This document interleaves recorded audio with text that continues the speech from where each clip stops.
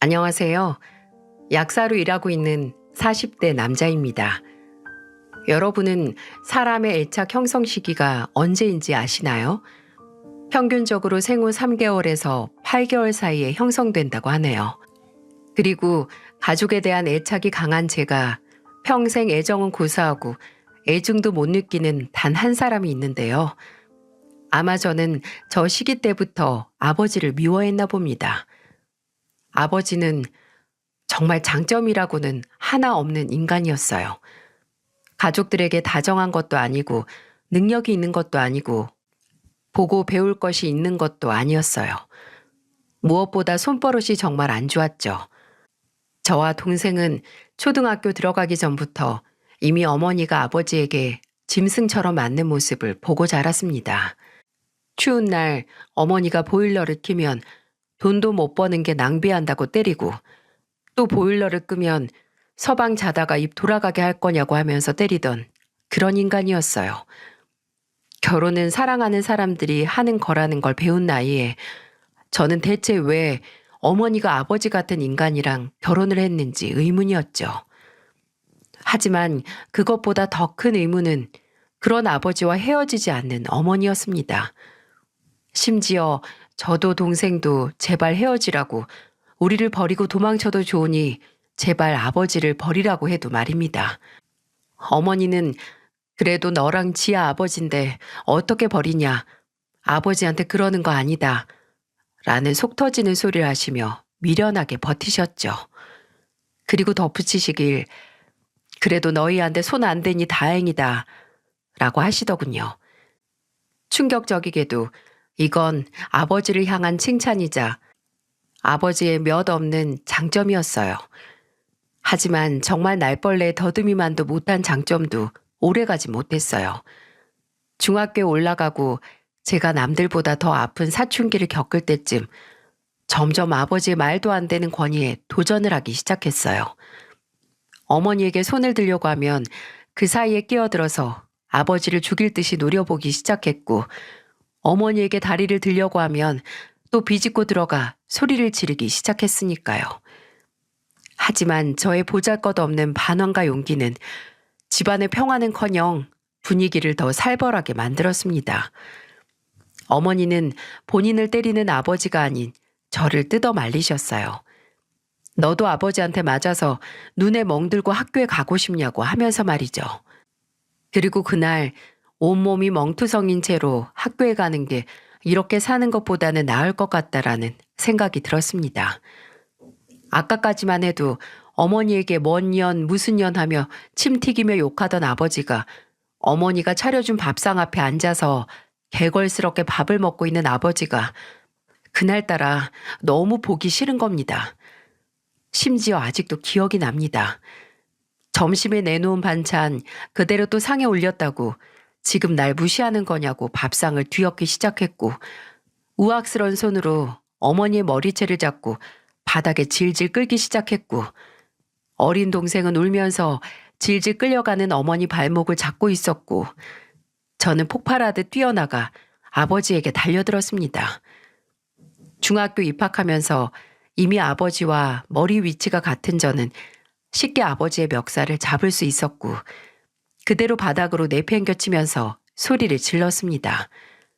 제발 그만하라고. 더 이상 당신한테 당할 수 없다고 말이죠.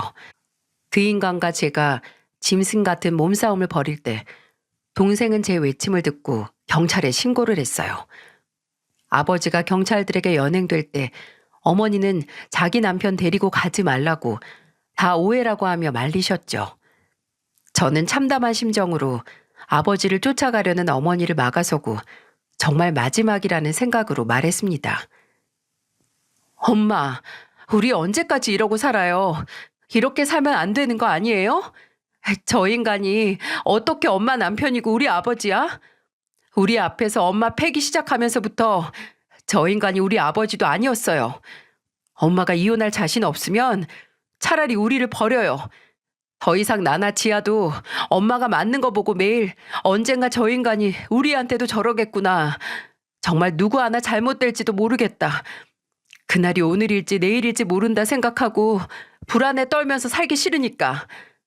나 지아랑 서울에 있는 할머니한테 가서 살 거니까 우리 좀 버리라고요.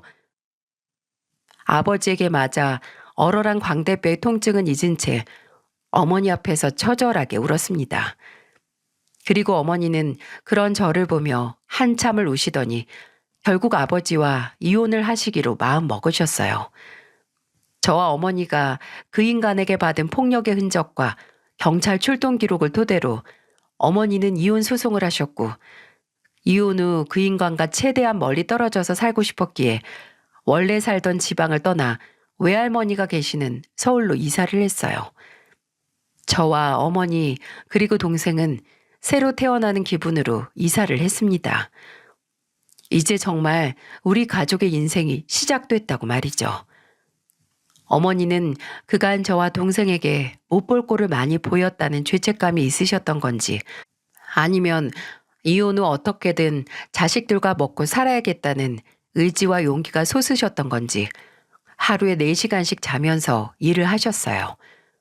그러다가 만난 아주머니의 소개로 도배 일을 배우러 다니시기 시작했고, 곧 그 일을 하시며 돈까지 벌 수 있었어요. 다행히 그 당시 도배 일은 남는 돈이 꽤 많았습니다. 제가 고등학교에 다닐 때쯤 형편이 점점 나아질 정도로요. 솔직히 말하자면 저는 늘 어머니가 약하다고 생각을 했어요.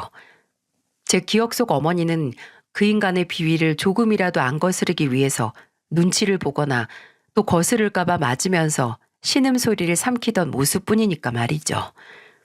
그런데 그 이혼이라는 계기로 저희 어머니는 제게 누구보다 강하고 무너지지 않는 존재가 되셨어요. 이혼하고 7년이 지났을 때는 외할머니께서 암에 걸리셔서 저희 집으로 와서 사셨을 때도 어머니는 아침부터 저녁까지 도배 일을 하시고 저녁에 잠에 드시기 전까지 할머니 간병을 하실 정도로 책임감이 강한 분이었어요. 그저 그 인간의 폭언과 폭력에 꽃을 피우지 못했던 겁니다.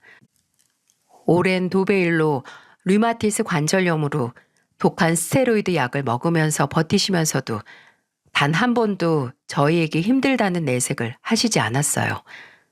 그리고 저는 늘 집에 굴러다니는 어머니의 약통과 할머니의 약봉지를 보고 자랐기에 그런 영향을 받아서 그런지 약사가 된 것 같기도 하네요. 제가 약사가 될 수 있게 동기부여가 되어준 가족에게 약사가 돼서 받은 첫 월급을 몽땅 바쳤고요. 어머니와 할머니께 70%, 동생에게 10%씩 말이죠. 저희 가족은 일상적인 행복이 얼마나 어렵고 값진 거라는 걸 알기에 매 순간 최선을 다했습니다. 의대는 못 가더라도 뭔가 어머니와 할머니 건강에 도움이 되고자 했기에 약대에 들어갔고, 동생은 가정폭력과 피해 가족들 일에 관심이 많았기에 사회복지학과에 들어가서 사회복지사가 됐습니다. 저희 가족은 지나간 과거가 힘들고 고통스러운 만큼 저희 가족은 서로에게 애틋했네요. 그래서 그런지 연애와 결혼이란 건 제가 처음으로 저만을 위해서 선택한 것들 중에 하나였던 것 같아요.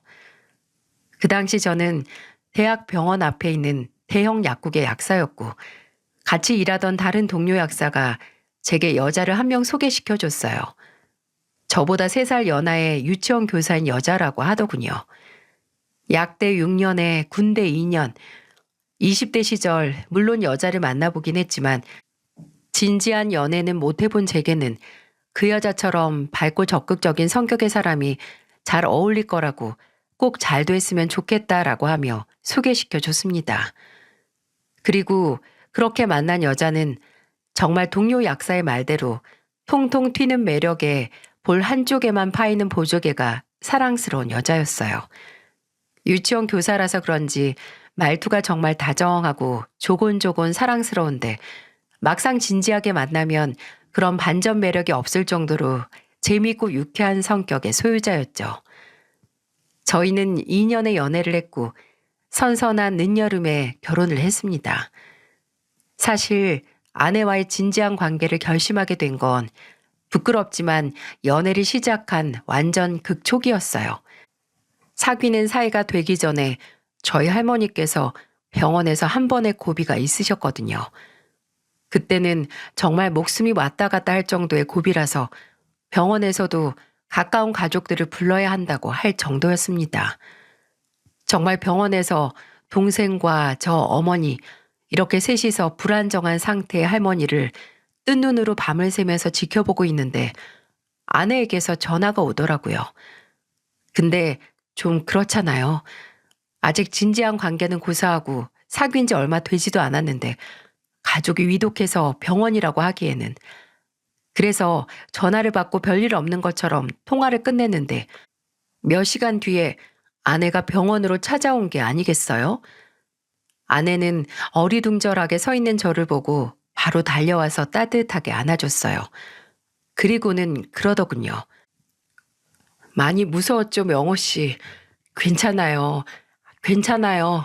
이제 괜찮을 거예요. 알고 보니 제 목소리가 이상하다는 걸 감지한 아내가 절 소개시켜준 동료 약사에게 연락을 했고 동료 약사에게 제 사정을 듣자마자 바로 병원에 온 거였습니다. 그때 커다란 제 몸을 감싸주던 아내의 품이 어찌나 따뜻하고 안정적이던지 어머니와 동생 앞에서도 울지 않았던 제가 정말 할머니를 이대로 떠나보낼 수도 있다는 생각에 바로 눈물을 터뜨릴 만큼 포근했어요. 결혼하고 몇 년 뒤 할머니가 돌아가시던 날 아내는 그날과 같은 온도로 저를 위로해 주었어요. 3일 내내 저와 함께 잠도 안 자며 할머니의 빈소를 지켰고 제가 조문객을 맞이하다가 한 번씩 울음이 터질 것 같을 때마다 어떻게 알곤 달려와 제 손을 힘껏 잡아주었어요. 아내는 저뿐만 아니라 제 가족에게도 지극정성이었네요. 동생이 사회복지사 일을 하면서 좋은 기회로 이직을 할 기회가 찾아왔거든요. 늘 일해보고 싶었던 곳이라고 했는데 단 한 가지 문제가 있다면 이직을 하기 전 3주간 교육을 받아야 하고 실습을 할 곳이 강원도에 있다는 거였습니다.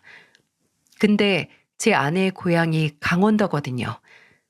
아내는 제 동생 소식을 듣더니 흔쾌히 먼저 말을 꺼내더군요. 본인 부모님 댁에서 지내게 하자고요. 아내와 형님이 쓰던 방도 그대로 남아있으니 불편하지 않을 거라고요. 제가 그래도 장모님과 장인어른이 불편해하시지 않을까 걱정하니까 웃으면서 이렇게 말했습니다. 오히려 좋아하실걸? 막내딸 결혼하고 적적하셨을 텐데 아가씨가 가면 매일 고기 파티 열어주실 정도로 좋아하실 거야. 실제로 동생은 연수받으면서 처가에서 신세를 지는 동안 5kg 늘어서 왔네요.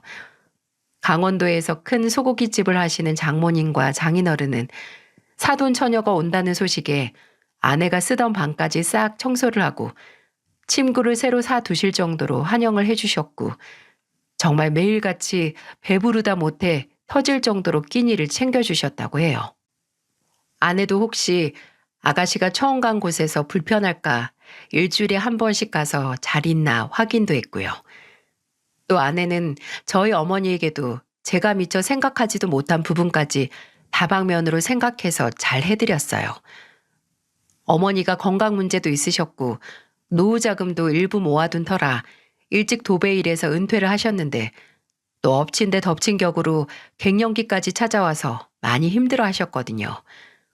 또 어머니는 두통이나 열감같이 신체적인 반응보다도 예전보다 예민해진 성격과 본인도 모르게 치밀어 오르는 화 때문에 더 힘들어 하셨죠.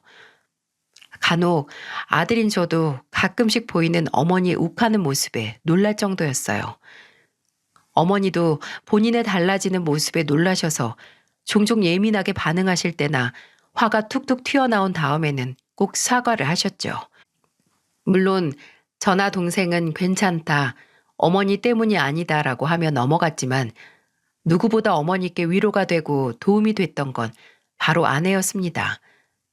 아내는 아예 어머니 안에 갇혀있는 화를 끄집어냈어요.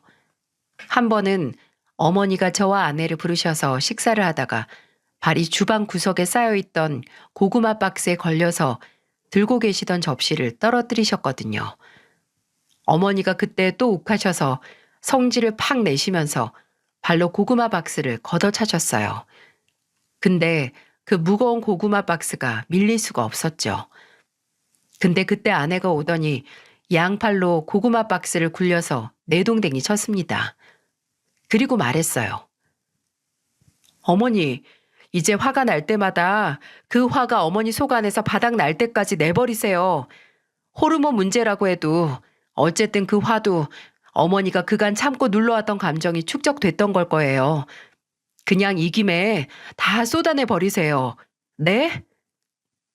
아마 동생과 저는 그저 지나가겠지 하고 저희 딴에는 어머니를 배려하는 차원에서 어머니의 화를 모른 척하고 지나갔는데 어머니에게는 오히려 아내처럼 본인의 화를 알아주고 공감도 해주는 게 많은 위로가 되셨나 봐요.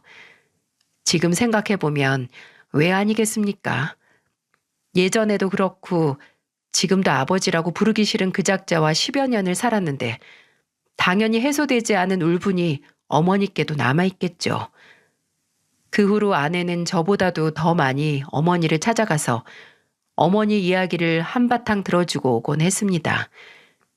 제가 아내에게 당신이 어머니의 말을 다 들어줄 필요 없다고 나나 내 동생이 들으면 된다고 했을 때 아내가 제게 해준 얘기 때문에 적잖이 충격과 함께 감동을 받았던 게 기억이 나네요. 아무리 당신이나 아가씨가 아버지를 미워하고 평생 안 보고 살 수 있다고 해도 부모 중 한 명이 다른 한 명 욕하는 거 듣는 게 자식 입장에서 그렇게 달가운 일이 아니야. 아버지에 대한 미련이 남아있다는 말이 아니고 밉고 어떻게 되든 상관없긴 하지만 내가 세상에 태어나는데 일조했던 사람 욕 듣는 게 어디 쉬운 일이야? 그냥 당신 아버지랑 일면식도 없는 내가 듣는 게 더 나아. 그때 다시 한번 이 여자가 정말 지혜롭고 생각이 깊다는 걸 실감했어요. 그때 아내의 나이가 30 초반이었는데 어떻게 나보다도 어린 사람이 이런 생각을 할 수 있나 싶었죠. 그런 여자와 결혼을 하고 일생을 함께 할 수 있다는 걸 하늘에 감사했어요. 저희는 결혼 생활 6년 동안 저를 닮은 딸과 아내를 닮은 아들을 낳아서 매 순간을 행복하게 보냈습니다. 하지만 그렇게 살아온 시간에 비해 현명하고 지혜롭던 아내도 본인의 속이 썩고 있다는 건 바로 알지 못했나 봅니다. 딸이 어린이집에 들어갈 나이가 됐을 때 아내가 점점 변하기 시작했어요.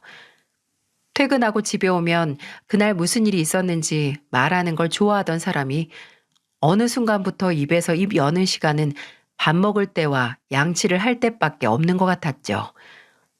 그리고 애들에게 세상 다정했던 아내가 점점 웃음을 잃더니 심지어는 쌀쌀 맞아지기까지 했습니다. 원인은 바로 아내가 근무하던 어린이집이었어요.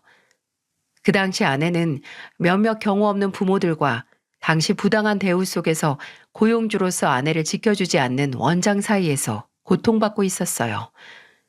아내는 끝까지 제게 숨겼지만 그때는 정말 탈모가 심하게 오고 불면증이 생길 정도로 힘들어했어요. 그러다가 제가 점점 아내의 얼굴에서 빛이 사라지고 애들에게 쉽게 화를 내는 모습을 보고 진지하게 물어봤어요. 그랬더니 아내는 힘들게 입을 열어 제게 고백했습니다. 나 사실 지금 일 더는 못하겠어. 매일같이 날 선생님이 아니라 개인 교사, 아니 거의 노예 취급하면서 새벽에도 문자로 폭언하는 부모들도 넌더리가 나고 내가 제발 좀 제재를 강하게 해달라고 해도 모른 척하는 원장도 꼴보기 싫고 그렇다고 돈을 더 받아? 거의 최저시급이나 마찬가지인 돈 받아가면서 이렇게 일하긴 싫어. 이러면 정말 안 되는데 이러다가 내 반 아이들까지 미워할 것 같아서 그 전에 일을 그만둬야 할 것 같아. 심지어 내가 요즘 어떤 줄 알아? 퇴근하고 집에 오면 그 악몽 같던 곳으로 다시 돌아와서 애들 봐야 하는 것 같아서 너무 힘들어. 홀로 그 고통을 감내하며 참던 아내는 끝내 어린이집을 그만두고 한동안 쉬면서 새롭게 할 수 있는 일을 찾기 시작했어요. 저는 나도 수입이 나쁘지 않고 괜찮다면 애들 좀 더 클 때까지 일을 시작하지 않아도 된다고 했는데 아내는 본인 성격상 집에만 있을 수 없고 나중에 저희 어머니도 모시고 살려면 둘이서 벌어 모아야 하지 않겠냐고 하더라고요. 그래서 아내는 다시 본인의 적성에 맞는 일을 찾기 시작했고, 그 결과 제게 어렵게 하고 싶은 일이 있다고 말했습니다. 나 피부 관리사 자격증 따서 피부 관리샵 하나 내면 어떨까 싶은데. 피부 관리? 뭐 나쁠 건 없는데 좀 의외다. 아는 친구 언니가 피부 관리샵을 하는데 부지런만 하고 고객 유지만 잘하면 떨어지는 게 어마어마하대. 나야 마지막에는 그렇게 일을 그만두긴 했어도 사람 만나는 걸 싫어하는 건 아니라서 고객들 상대도 잘할 거고 의외로 리더십도 있어서 직원들 관리도 잘할 것 같지 않아? 나 정말 일하고 싶어, 여보. 더 이상 이것보다 더 많은 일이 있겠지. 시간 낭비하는 것보다 하루라도 빨리 시작하고 싶어. 아내가 이리도 간절하게 원하니 저도 좋다고 했습니다. 근데 그게 초기 자본이 제 생각보다 많이 들어가더라고요. 혼자 할 수 있는 일이 아니니까 최소한의 직원들도 뽑아야 해서 인건비도 꽤 나갈 것 같았고요. 하지만 아내가 이제라도 하고 싶은 일이 생겼다니 돈은 아깝지 않았네요. 저희 둘이 함께 모아왔던 돈에서 상당한 부분을 떼어내 아내 꿈을 위해 썼고, 아내는 피부관리샵 원장님이 될 수 있었어요. 그리고 오픈하고 얼마 지나지 않아 과감하게 투자를 한 게 후회가 되지 않을 정도로 흑자를 내기 시작했고요. 아내 자신감은 허세가 아니었어요. 아내를 제외한 직원 2명으로 시작을 해서 석 달 만에 5명으로 늘릴 수 있을 정도로 이익을 내기 시작했죠. 시설이나 실력도 실력이지만 아내는 SNS를 10분 발휘해서 했네요. 자체적인 매장 내 이벤트를 만들어서 젊은 고객층을 공략했고, 또 그 고객층이 SNS에 후기를 남겨서 입소문이 타면 돈 꽤나 있는 중년층 고객층이 올 수 있도록 낮에는 매장에서 일하고 밤에는 직접 SNS를 관리하면서 일을 했어요. 매장 연지 반년 만에 빠르게 성장을 했고 주변에서 분점을 내라고 할 정도로 바빴습니다. 아내가 내는 수입이 제가 받는 월급을 앞지른 건 이미 지났고요. 힘든 와중에도 웃으면서 제게 이번 달에는 수익 얼마를 냈다며 자랑하는 아내를 보면서 자랑스럽기도 했습니다. 근데 얻는 게 있으면 그만큼 잃는 것도 있다고 하잖아요. 아내가 바쁜 만큼 아내 머릿속에서는 가족보다 일이 우선이 되는 것 같았어요. 원래는 9시면 퇴근해서 집에 오는 삶이 점점 퇴근 시간이 길어지더니 나중에는 밤 11시에 급하게 예약이 잡혔다고 제게 전화로 통보하는 게 아니겠어요? 아니, 무슨 밤 11시에 피부 관리를 받아? 그게 말이 돼? 아, 이 사모님이 해외여행 갔다가 이제 막 오셨는데 그 나라에서 물이 안 맞았는지 피부가 난리 났다고 급하게 예약을 하셨지 뭐야. 나도 힘들긴 한데 그래도 이 사모님 정말 우리 매장 큰손이라 말이야. 팁도 엄청 주시고 이번에 더 믿음 드리면 내년 연간 회원권도 미리 끊으실지 몰라. 아니, 오히려 당신이 돈 많은 호구 손님 잡는 게 아니고 그렇게 뭐든 들어주다가 한여 사장 될 것 같은데?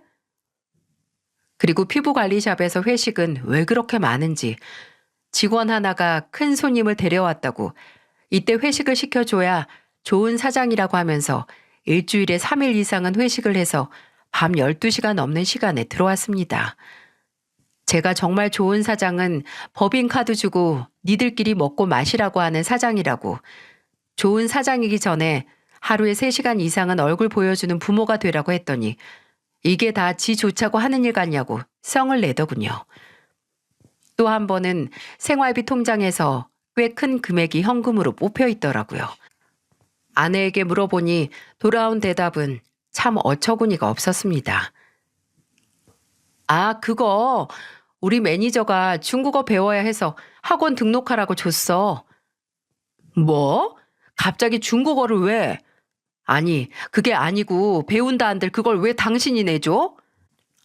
우리 샵에 점점 관광 온 중국 손님이 늘어가는데 매번 바디랭귀지 쓰면서 맞이하긴 그렇잖아. 불편하기도 하고 중국어 할 줄 아는 직원이 있으면 편할 것 같은데 때마침 매니저가 배우고 싶다고 해서 돈 좀 썼지. 무슨 당신 샵이 대기업이야? 차라리 다음 직원을 뽑을 때 외국어 가능하면 우대해준다고 하든가. 무슨 학원비를 내줘? 당신 아직 샵 차린 지 1년도 안 됐어. 1년 이상 매출을 유지하고 그런 복지 혜택을 만드는 게 낫지 않아? 좋은 의도이긴 하지만 과욕을 부린 것 같은 아내에게 충고를 하니 아내는 본인 사업이니 제게 말 보태지 말라고 하더군요. 까놓고 말하면 아내 사업이긴 하지만 사업적으로 발언권을 가질 정도의 대주주는 저 아닌가요? 애초에 제가 없었으면 시작도 못했을 일인데도 오로지 본인의 성공이고 사업이라고 생각하는 아내에게 서운하고 의아하기도 했습니다. 하지만 굳이 입 밖으로 내뱉지는 않았어요. 어차피 싸움밖에 더 나겠어요? 어떻게 해서든 아내가 피부관리샵을 오픈했을 때보다 다툼이 잦아진 관례를 개선시키고 싶었어요. 그리고 아내가 관리실을 오픈하고 1년 반 정도 지났을 무렵 아내 39살 생일에 기분 전환 겸 온 가족이 좋은 곳에 가서 아내의 생일을 축하하려고 했습니다. 장소는 몇 주 전부터 아내가 인터넷에서 보고 가고 싶다고 노래를 부르던 중화 레스토랑이었어요. 그동안 아내도 저도 바빠서 가지 못했는데 아내가 포기를 한 건지 기분이 상한 건지 하고 싶다는 말을 뚝 그쳤던 곳이었죠. 그리고 선물로는 아내가 평소 좋아하던 명품 브랜드에서 고가의 가방까지 사서 하나부터 10까지 모두 아내가 원하던 대로 계획을 짰어요. 그리고 계획은 순조롭게 진행됐습니다. 처음 아내에게 생일 파티 장소를 말했을 때 갑자기 꺼낸 생일 파티 계획에 당황을 하긴 했지만 이내 좋다고 했죠. 퇴근 후 레스토랑에 도착해서 예약한 방에서 아내를 기다리던 어머니와 애들을 보고도 정말 깨악하고 소리를 칠 정도로 좋아하더군요. 그 모습을 보고 순간 예전에 좋았던 때로 돌아간 것 같았네요. 아내도 한창 식사를 하다가 제 손을 꼭 잡더니 고마워 여보. 나 지금 진짜 행복하다. 내가 사랑하는 사람들 틈에서 이렇게 태어나줘서 고맙다는 축하도 받고 더 이상 바랄 게 뭐가 있겠어. 라고 했을 때는 정말이지 제 계획이 성공했다고 생각을 했어요. 아니 그런 줄만 알았습니다. 그날 점심에 먹었던 제육볶음이 제 속에서 꾸룩거리며 탈을 내기 전까지 말이죠. 안 그래도 좀 싸르르하게 아프던 배가 기름진 중식 요리까지 코스로 먹으니 기었고 탈이 나더라고요. 그래서 밥을 먹던 도중 급하게 일어나서 식당 화장실에 달려갔죠. 볼일을 시원하게 보고 옷을 정리하는데 그때 제가 탈이 나지 않았더라면, 그 화장실에 그 순간 가지 않았더라면 과연 이 사연을 보내고 있는 현재 제 상황은 어떻게 달랐을까요?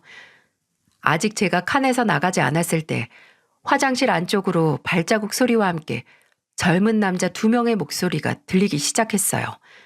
대화 내용으로 봐선 식당 직원들 같았어요. 내가 긴가민가 했는데 맞더라니까? 기억 안 나? 저번 주 화요일 진수 너 수진이 누나랑 타임 바꿔서 출근했었잖아.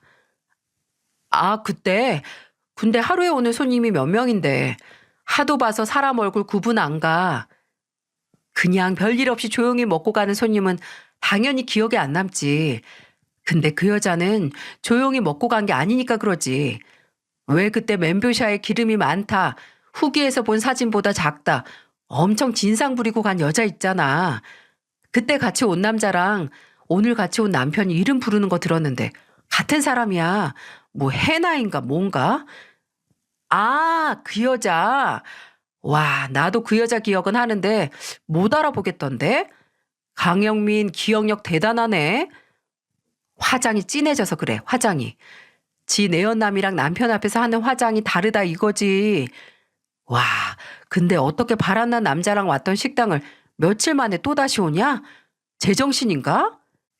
테이블 어디야? 룸에 있어? 몇 번 방? 3번 방. 복도 제일 끝에. 어? 거기 애들도 있지 않았어? 내가 그 방 애들용 하이체어도 세팅해 놨는데. 둘이더라, 둘. 아우, 그러니까 더 역겹다는 거지. 저런 거 보면 진짜 결혼하기 싫어진다. 가서 남편 되는 사람한테 몰래 확 말해버릴까? 당신 아내가 며칠 전에 불륜남이랑 같이 왔었다고. 이 대화가 왜 머리를 강타했는지 눈치 빠른 구독자 여러분은 이미 감이 오시죠? 네, 그 3번 방은 저와 아내, 아이들과 어머니가 있는 방 번호였거든요. 순간 이곳이 화장실이라는 것도 잊고 발로 문을 뻥 차고 나갔습니다. 황하는 소리에 세면대 앞에 있던 두 사람이 저를 봤고 그 둘은 직원용 유니폼을 입고 있었어요. 20대 중후반 정도의 나이로 보였죠. 저는 당장 수치스러운 것도 있고 물었습니다. 지금 한 말 다시 말해봐요. 3번 방에 있는 여자가 뭐 어쨌다고요? 네? 아, 손님, 그냥 저희끼리 한 말인데. 야, 진수야, 저 사람이 그 여자 남편이야, 남편. 뭐? 그래, 오늘은 화장 연하게 한 그 여자 남편이니까 그 여자가 화장 진하게 하고 온 날 얘기 자세히 해보라고요. 몇 시에 누구랑 와서 뭘 먹고 갔는지까지 하나하나 다. 화장실 타일을 때리는 제 고함 소리에 직원들은 난감해했습니다. 아, 진짜 말하면 안 되는데 나중에 매니저님이랑 사장님 알면 저희가 난처해져요.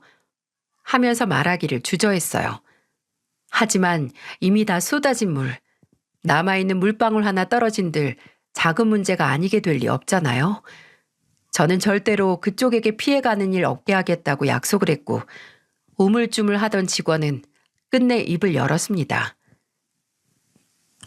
사실 그 손님 아내분께서 저번 주 화요일 점심시간에 여기 오셨었거든요. 근데 그때 같이 왔던 남자가 있었어요. 키가 좀 작은. 근데 아무래도 보통 사이가 아니었던 것 같아서 막 손도 잡고 서로 호칭도 되게 가까운 사이 같았거든요. 아, 제가 똑똑히 기억을 하는 게 다름이 아니라 아내분께서 약간 진상짓을 하셨어요. 근데 그 같이 온 남자도 적극적으로 그 진상짓을 도와서 제가 참 끼리끼리 만난다고 생각을 했거든요. 아, 죄송합니다. 손님 가족을 이렇게 욕하면 안 되는데. 저 이거 일이 커지면 잘릴지도 몰라요. 곧 1년 채워서 퇴직급여도 받을 수 있고 실업급여 신청도 할 수 있는데.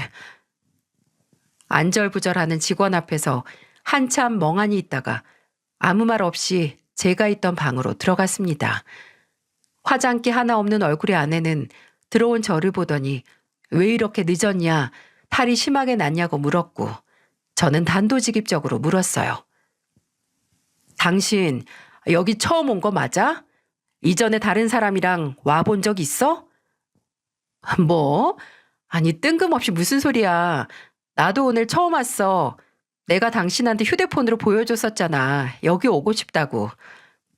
근데 왜 한동안 가고 싶다고 하더니 갑자기 뚝 굳혔어? 다른 사람하고 와봤으니까 이제 안 와봐도 돼서 그런 거 아니야? 아, 지금 무슨 말 하는 거야? 배가 아픈 게 아니라 머리가 아픈 거 아니야? 어머님, 저 사람 좀 이상해요. 그래, 명호야. 좋은 날 갑자기 왜 그러니? 어? 이미 모든 걸 알고 난 후에 보니 이렇게 뻔뻔할 수가 없더라고요.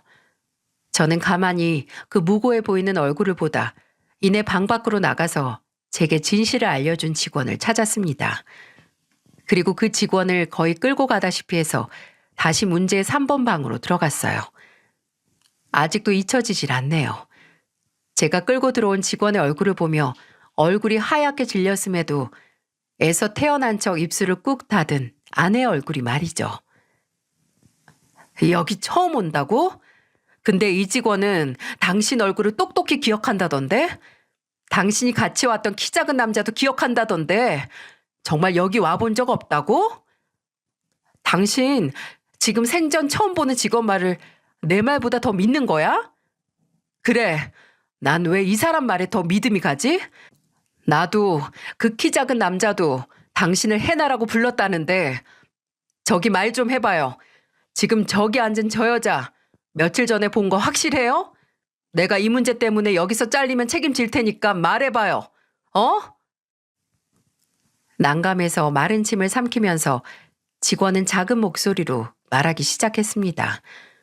그날 아내가 입었던 옷부터 앉았던 테이블, 시켰던 음식, 그리고 그 키 작은 남자와 손을 잡는 모습, 서로 음식을 먹여주던 것도 봤다고 말이죠. 줄줄줄 나오는 증언에 아내 얼굴은 삽시간에 빨개졌고 저희 어머니는 고개를 들지 못하셨어요.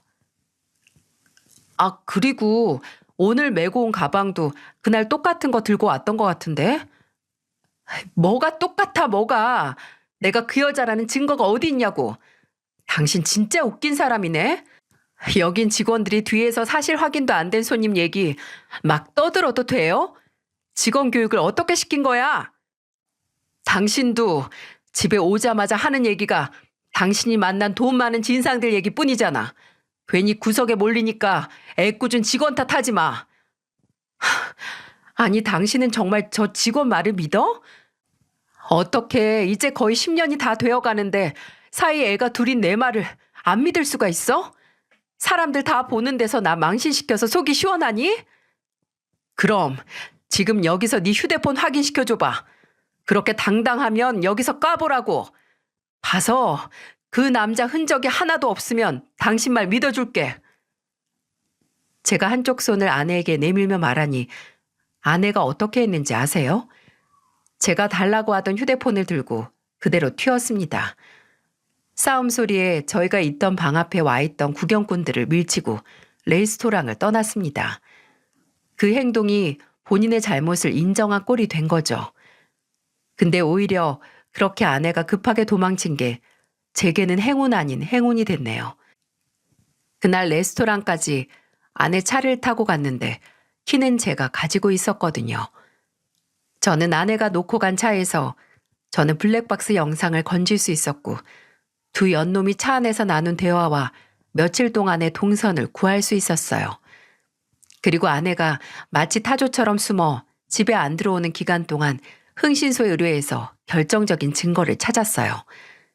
그때 처음으로 제 아내가 정말 멍청하다고 생각을 했어요. 제게 이미 걸려놓고 좀 며칠 동안은 본인의 외도 상대를 안 만나야 하는 거 아닌가요?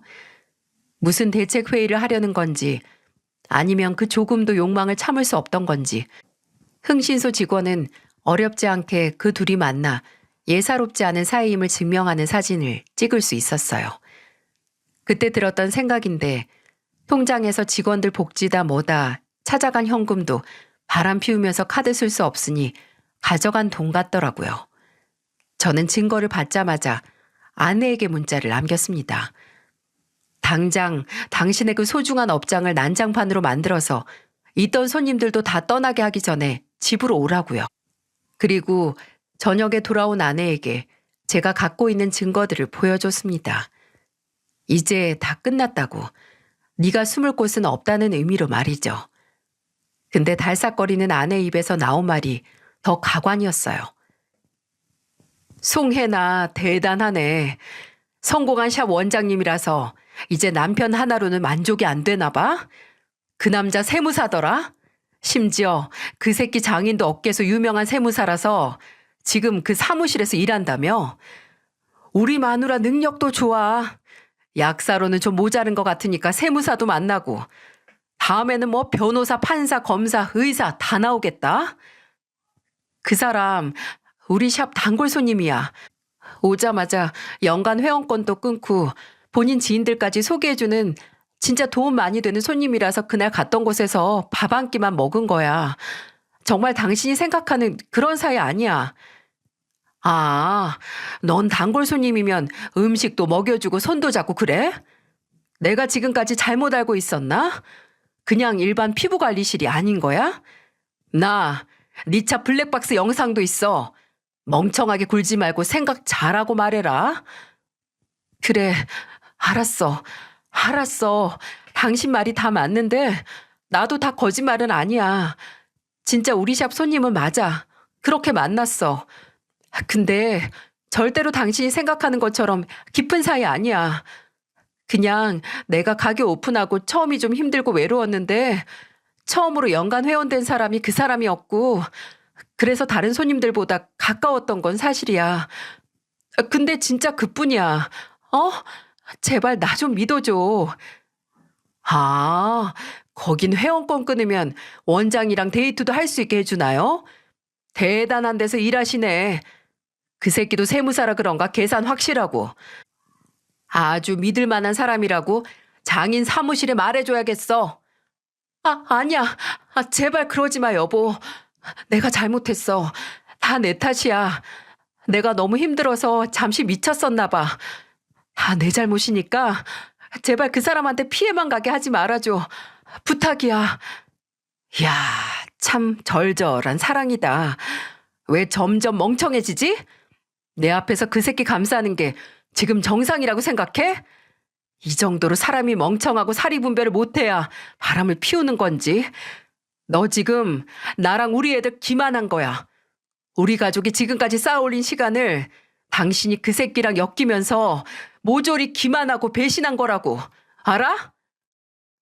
무서운 줄도 모르고 정말 제정신이 아닌 건지 제 앞에서 지 내연남 편을 드는 아내에게 분개하며 고함을 치는데 방문이 열리면서 손을 잡은 딸과 아들이 쓱 들어오더군요. 애들은 저와 아내에게 아빠, 엄마, 왜 싸워? 우리가 뭐 잘못해서 싸우는 거야? 라고 물었고 끝내 애들 앞에서 아빠, 바람이 뭐야? 라는 말까지 나와서 제가 지금 여기서 뭘 하고 있나 생각이 들었어요. 손을 잡고 싸우는 부모 눈치를 보는 딸과 아들이 과거 저와 동생을 보는 것만 같아서 가슴이 사무치게 미안했어요. 더 이상 애들 앞에서 추한 꼴 보이지 말고 빠른 시일 안에 이 일을 마무리 지어야겠다. 그런 생각이 들었습니다. 어떤 사람들은 이 순간에 폭력을 썼을 수도 있겠죠. 제 아버지처럼 말입니다. 하지만 저는 그 인간과 다르기에 다른 반응으로 대응을 하기로 했어요. 애들을 달래고 재운 뒤에 다시 안방으로 돌아와 아내에게 말했어요. 지금 너랑 나랑 이렇게 싸워서 뭐 하겠어? 우리 애가 둘이야. 당신 잘못으로 헤어지기엔 이미 지나온 길이 너무 멀고 나도 이혼 가정에서 자라서 자식 입장에서 얼마나 외롭고 허전한지 알아서 우리 애들은 그 아픔 모르고 자랐으면 좋겠어. 사람이니까 당연히 실수도 잘못도 하는 거라고 생각해. 근데 적어도 진실 앞에서 솔직하고 사과를 깔끔하게 해야 청산받을 수 있는 거 아니야? 책임 있는 사람 다 그 남자 데려와. 데려와서 내 앞에서 정식으로 사과해. 거기서 내가 진정성을 조금이라도 본다면 당신이나 그 새끼나 용서할 테니까. 당신이랑 이혼도 안 할 거고 그 새끼 찾아가지도 않을 거야. 제 말에 아내는 눈물이 가득 맺힌 눈을 동그랗게 뜨고 정말? 정말 그러면 없던 일로 할 거야? 라고 골백 번을 물었고 저는 맹세한다고 말했어요. 근데 뭐 제 아내도 결혼식장에서 100명이 넘는 사람들 앞에서 했던 영원토록 저를 사랑하겠다는 맹세를 어겼으니 저도 한 번쯤은 그 맹세를 어겨도 되겠죠? 제 앞에서 두 짐승이 용서를 비는 날과 장소를 잡았고 저는 약속 시간 15분 전에 약속 장소인 카페에 먼저가 기다렸습니다. 먼저 가서 앞으로 있을 모든 대화를 녹화할 휴대폰을 설치해야 했거든요. 그렇습니다. 저는 그날 짐승들이 제 앞에서 낱낱이 죄를 시인하고 용서를 구하는 모습을 녹화하려고 했어요. 그리고 그 영상이 본인들의 인생을 망하게 만들 생각이었습니다. 둘이서 같이 만나서 왔는지 카페에 같이 들어오더라고요. 쭈뼛쭈뼛 다가와 앉은 두 짐승은 제 눈을 똑바로 바라보지도 못하고 다짜고짜 무조건적으로 용서를 빌더군요. 심지어 그 남자는 저를 회유하기까지 하려고 했습니다. 저를 아주 깎듯이 선생님이라고 불러서 헛웃음이 날 뻔했네요. 저도 결혼을 한 유부남인지라 선생님께서 얼마나 화가 나시고 속상하신지 다 이해합니다. 근데 정말 걱정하실 정도로 저희가 깊은 관계도 아니고 그냥 서로 외롭고 그래서 동시에 어리석은 일 저지른 거니까 부디 너그러이 용서해 주시길 바랍니다. 정말 너무 죄송합니다. 제가 선생님께서 겪은 정신적인 피해와 자녀분들이 조금이나마 더 편하게 살 수 있도록 소송을 안 하셔도 위자료까지 지급하겠습니다. 그 대신 제발 이 일이 밖으로 새어나가지 않게 부탁드릴게요. 그 새끼는 제게 3천만 원이라는 일종의 합의금을 제시했어요. 아니, 이렇게 잃을 게 많은 분께서 왜 그리 멍청하고 더러운 짓을 저질렀는지 아직도 이해가 가지 않네요. 저는 세상 차분하고 너그러운 표정으로 말했습니다. 내가 이렇게 그냥 넘어가면 너무 억울하고 또 혼자 상상하면서 앓을까봐 묻는 건데 어디서 어떻게 만났는지 어떻게 관계가 발전을 했는지 말을 해봐요. 어떻게 해서든 용서를 받은 후에 이 상황에서 벗어나고 싶었는지 그때부터 지들의 러브스토리를 줄줄줄 다 말하더군요. 그 모든 말들이 제가 옆 테이블에 숨겨둔 휴대폰에 그대로 녹화되는지도 모르고 말이죠. 아내와 주로 어디서 만났다는 말까지 하던 남자는 슬쩍 제 눈치를 보더니 덧붙였습니다. 선생님, 이 정도까지 다 솔직하게 말했으니까 이제 용서를... 아, 그럼요. 용서할게요. 당신이나 이 사람이나 둘 다. 정말 감사합니다. 이제 정말 이런 일 절대 없을 겁니다. 여보, 고마워. 진짜 어려운 결정했어. 맞아. 어려웠지. 근데 이건 쉬웠어. 그렇게 말하면서 저는 옆 테이블에 있던 제 휴대폰을 들어보였습니다. 그리고 계속해서 녹화 중인 화면을 보여줬어요. 지능이 모자란 인간들이 불륜을 한다는 게 맞는 말인가 봐. 대체 무슨 생각으로 내 앞에서 이렇게 솔직한 거야? 너나 이 새끼나 진짜 어디 가서 IQ 검사라도 한번 받아봐. 여보, 왜 그런 걸 찍어? 용서해 준다며. 그래, 용서해. 용서하는데 잊을 생각은 없어. 그 전에 이걸로 할 일도 있고. 그리고 아마 그 일이 너나 이 새끼한테는 그리 좋은 일은 아닐 거야. 가정 파탄 내 모질이들끼리 손잡고 각오하는 게 좋을 거야. 제가 그렇게 말하고 자리를 뜨려고 하자 아내와 그 새끼는 저를 미친 듯이 붙잡았어요. 그 새끼는 심지어 울기까지 했어요.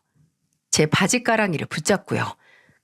다 큰 중년의 남자가 매달려 눈물 콧물 다 빼는 모습은 그리 보기 좋지 않더라고요.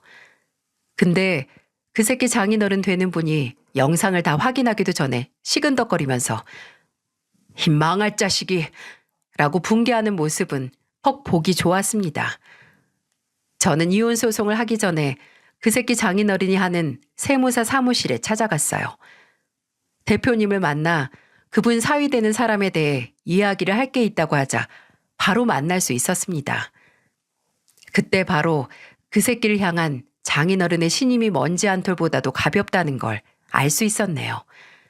그날 바로 그 새끼의 처분에 대해서 알 수 없었지만 며칠 뒤 제가 현관문 비밀번호를 바꿔서 집에 못 들어오던 아내가 전화해서 따지고 들어서 알게 됐어요. 당신 대체 뭘 한 거야? 그 사람 회사에서 쫓겨났대. 해고하고 이혼까지 시킬 거라면서 난리 났어. 내가 그 사람은 건드지 말라고 했잖아. 네가 뭔데 내가 네 말을 들어야 돼? 너랑 나랑 이제 아무 사이도 아니야. 그리고 너 지금 이렇게 남의 밖을 걱정할 때가 아닐 텐데? 네 코나 닦아. 그렇습니다. 저는 아니 그 여자의 몰락을 위해 생전 처음 화력이 좋은 지역 맘카페까지 가입을 했어요. 그리고 그 지역에서 몇 년 전 오픈한 피부관리샵 원장에 대해 폭로를 하는 글을 기고했습니다. 애가 둘인데 남편이 차려준 거나 마찬가지인 가게에서 손님하고 눈맞은 더러운 여자이니 부디 여러분의 피부를 그 더러운 여자에게서 지키고 싶다면 가지 말라고 말입니다. 이 글은 사실 이틀 뒤에 지워졌어요. 제가 지운 게 아니라 인터넷 커뮤니티에서 익명으로 신고를 여러 번 받거나 고객센터로 신고가 들어간 글은 지워질 수도 있는데 그 여자인가 그 남자가 아주 미친 듯이 아이들을 돌려가며 신고를 했나 보더라고요. 하지만 마침내 지워졌어도 소용없었어요. 제가 마지막에 확인했을 때는 이미 댓글이 300개나 넘어가고 있었고, 심지어 이미 그 여자의 피부관리샵 신상이 모음으로 밝혀졌기에 아쉬울 거 하나 없었네요. 아내가 제게서 가장 소중한 행복한 가정을 빼앗아 갔으니 저는 아내가 아끼는 사업장을 빼앗은 격이었죠. 확실히 아내는 이혼 소송 막바지에 가게를 접었습니다. 제가 기고한 글 때문인지 뭔지 손님도 뚝 끊겼고 제게 위자료 소송까지 걸려 있어서 제 변호사를 통해 급히 합의 이혼을 하자는 제안을 했어요. 목마른 놈이 우물 파는 거죠. 하지만 제가 합의 이혼을 하게 된 건 절박한 아내를 봐서가 아니라 제게 찾아온 장인어른 때문이었습니다. 사람이 선하고 우직하기 그지없고 늘 자신만만하던 장인어른이 제 앞에서 고개도 못 드시고 딸의 잘못에 대한 용서를 비시는데 그만큼 슬픈 장면은 제 생에 본 적이 없었습니다. 박서방, 내가 면모가 없네. 정말 뭐라 할 말이. 내가 미안하네. 해나 그건 내가 밧줄에 묶어서라도 고향으로 끌고 가서 2번 다시 자네나 애들 앞에 나타나지 않게 할게. 앞으로 그저 우리 손주들, 엄마 잘못 만난 불쌍한 내 손주들만 잘 키워주게. 그리고 제게 따로 3천만 원의 위로금을 주셨어요. 아마 그건 저를 위한 게 아니라 제 아이들의 미래를 위한 돈이겠죠. 그 만남 후에 저는 전 아내와 합의 이혼을 선택했고 아내에게서 합의된 위자료와 또 그 상간남에게서도 위자료를 받을 수 있었습니다. 전 아내는 정말 장인어른이 끌고 강원도로 갔는지 달에 한 번씩 양육비만 오고 있고 정말 저나 애들 앞에 나타난 적은 없었어요. 참 생각이 많아집니다.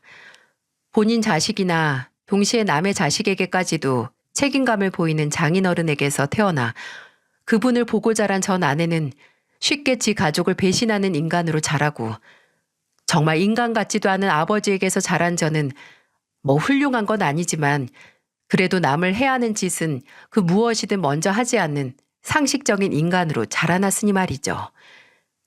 늘 우리는 자식을 보면 그 부모를 알 수 있다고 흔히 말하지만 그것도 깊이 들여다보면 큰 오류가 있는 말임을 알 수 있었네요. 하지만 저는 누군가 제 자식들을 보고 또 저를 보면 아, 역시 그 부모의 그 자식이네 하고 고개를 흐뭇하게 끄덕일 만한 부모가 되고 싶습니다. 본의 아니게 아이들에게 영원히 따라다닐 만한 상처를 입히게 됐지만 제가 그 상처를 다른 가족들의 사랑으로 이겨냈듯 저희 아이들도 이겨낼 수 있도록 최선의 노력을 다해야겠죠. 아이들에게 제가 했던 선택들에 대한 용서는 받지 못해도 아빠가 그 당시 이럴 수밖에 없었겠구나 하는 이해는 받았으면 좋겠습니다. 시간 내어 이야기를 들어주신 모든 분들과 제가 속 시원히 제 이야기를 할 수 있는 자리를 마련해 주신 채널 관계자 여러분께 깊은 감사의 말씀을 드립니다. 다가오는 추운 겨울을 가족들과 따뜻하고 포근하게 보내시길 바랍니다. 안녕하세요. 저는 30대 중반의 여자입니다. 이번에 남자친구와 좋지 않게 헤어지고 속에 쌓인 이야기를 털어놓고 싶어서 이렇게 사연을 보내봅니다. 우선 제 이야기를 털어놓기 전에 먼저 우리 집안 이야기부터 해야겠네요. 제 유년 시절은 항상 가난하고 힘듦의 연속이었습니다. 아버지께서 해주신 이야기로는 제가 태어나기 전 할아버지께서는 넓은 논밭을 갖고 한 마을의 유지라고 할 정도로 존경받는 집안이었는데요. 하필이면 할아버지께서 친구분의 보증을 잘못 써버린 바람에 현재로 환산하면 수십억쯤 될 법한 집안의 모든 재산을 종이처럼 날리셨다고 합니다. 평생 모은 재산을 하루아침에 날리고만 할아버지께서는 매일 술에 빠져 사셨고 그 때문에 집안은 점점 더 기울었다고 해요. 아버지께서는 점점 줄어드는 가세 때문에 다른 형제들은 다간 대학도 가지 못하시고 바로 생활전선에 뛰어드셨다고 합니다. 그렇게 젊은 나이부터 여러 일을 전전하시던 와중 어머니를 만나셨지만 어머니의 집안도 사정이 그리 좋지는 않아서 살림이 크게 나아진 것은 없었다고 했습니다. 결혼 후 저를 낳으신 두 분은 그저 근근하게 입에 풀칠만 하며 저를 키우셨죠. 그 때문에 저 역시 어린 시절부터 가난이 익숙했습니다. 저는 얼른 어른이 되어서 돈이 벌고 싶었어요. 그래서 고등학교 졸업 후 대학교 진학은 포기하고 바로 취직을 하고자 했습니다.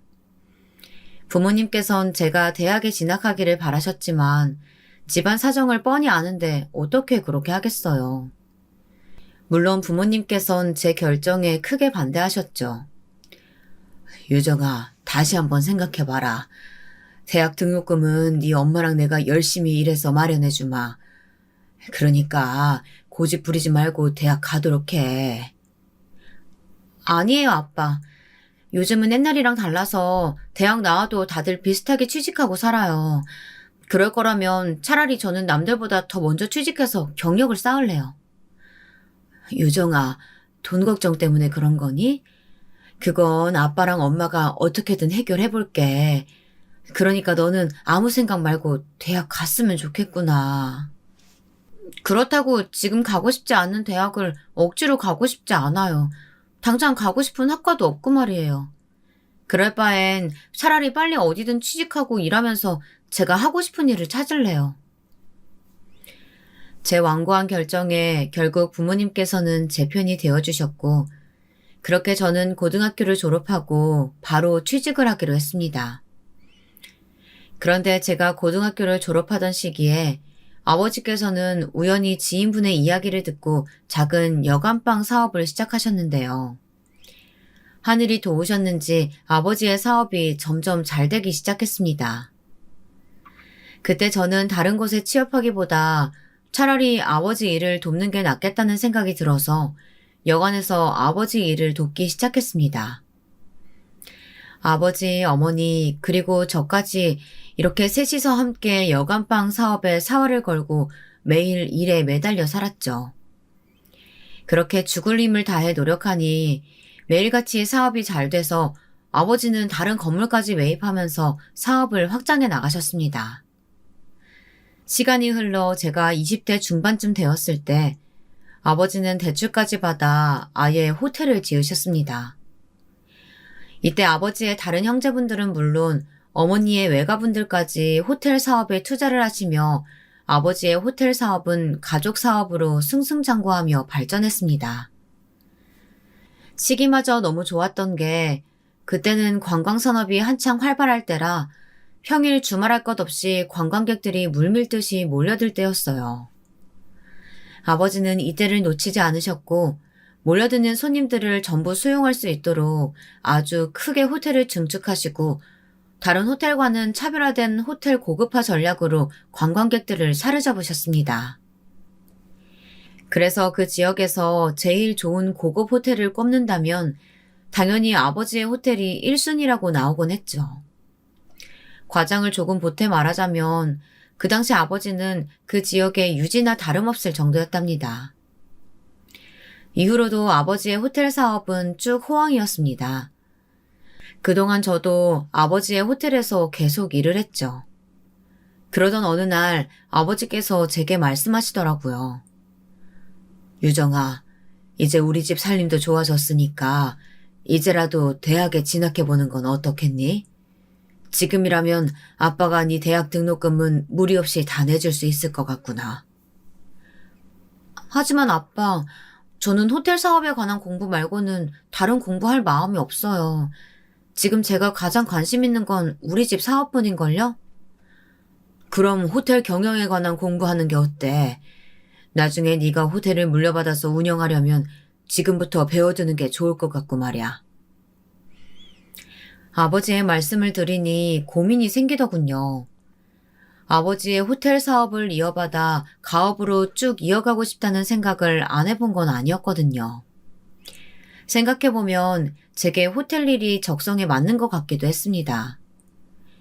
고등학교를 졸업한 이후로 계속 숙박 사업을 도왔기 때문에 호텔의 모든 일이 익숙하기도 했고요. 그리고 아버지의 호텔에 머무시는 손님들이 기분 좋게 만족하게 돌아가시면 저도 왠지 기분이 좋고 여러 손님께 좋은 서비스를 대접하고 호텔 내부를 관리하는 일들은 너무나 재미있었습니다. 저는 나중에 아버지의 호텔을 물려받아 제대로 사업을 이어가려면 지금부터라도 공부를 하는 게 좋겠다는 생각이 들었습니다. 그래서 뒤늦게 다시 학업에 뛰어들기로 했죠.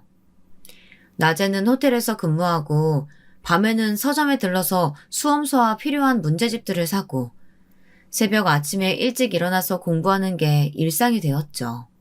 그리고 바로 서점에서 저는 처음으로 지금의 남자친구와 만났습니다. 하루는 제가 수험서 2권을 골라 잠시 살펴보고 있는데 누군가 제 어깨를 톡톡 두드리는 거예요. 깜짝 놀라서 돌아보니 얼굴선이 부드럽고 선하게 생긴 남자가 절 보고 있었습니다. 혹시 저한테 무슨 할 말이라도 있으세요? 그게 아까 저쪽에서 책 고르고 계신 모습을 봤는데요. 오른쪽 책이 문제 내용도 더 알차고 풀이도 잘 돼 있어서요. 그 책을 사시는 게 좋을 것 같아서 말씀드렸습니다.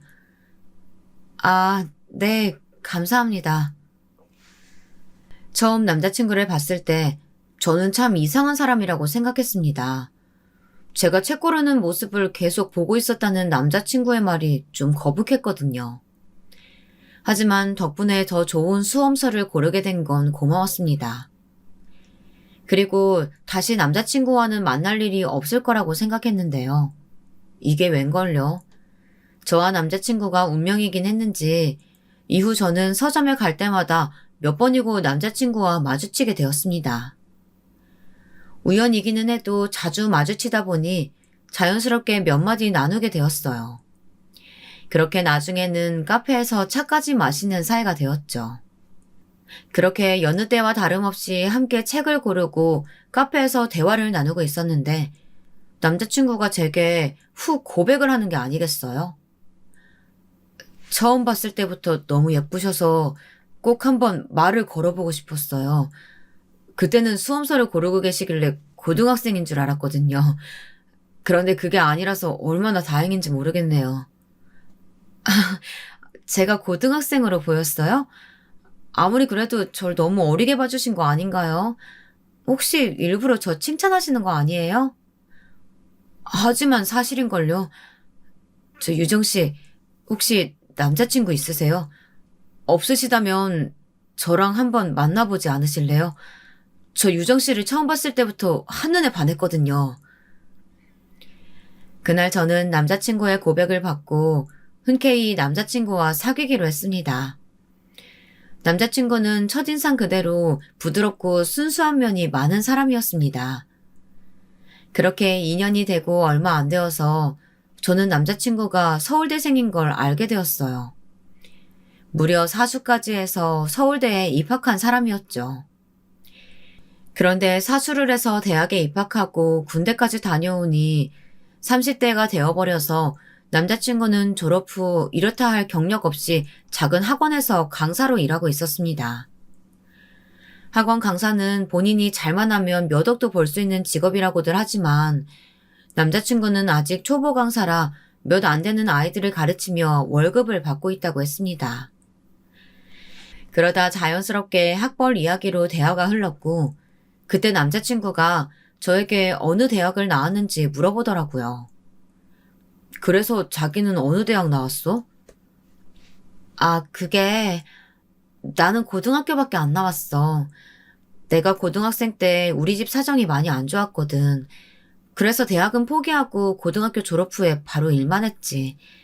혹시 내가 고등학교 졸업밖에 안 해서 실망했어? 응? 아니, 전혀 실망하지 않았어. 솔직히 나는 자기가 대학을 나왔든 안 나왔든 상관없이 자기를 사랑하는걸? 그리고 과거보다는 미래가 더 중요한 거 아니겠어? 우리가 결혼하면 내가 자기 한 사람은 평생 먹여 살릴 수 있을 거라고 생각했거든. 나 서울대생이잖아.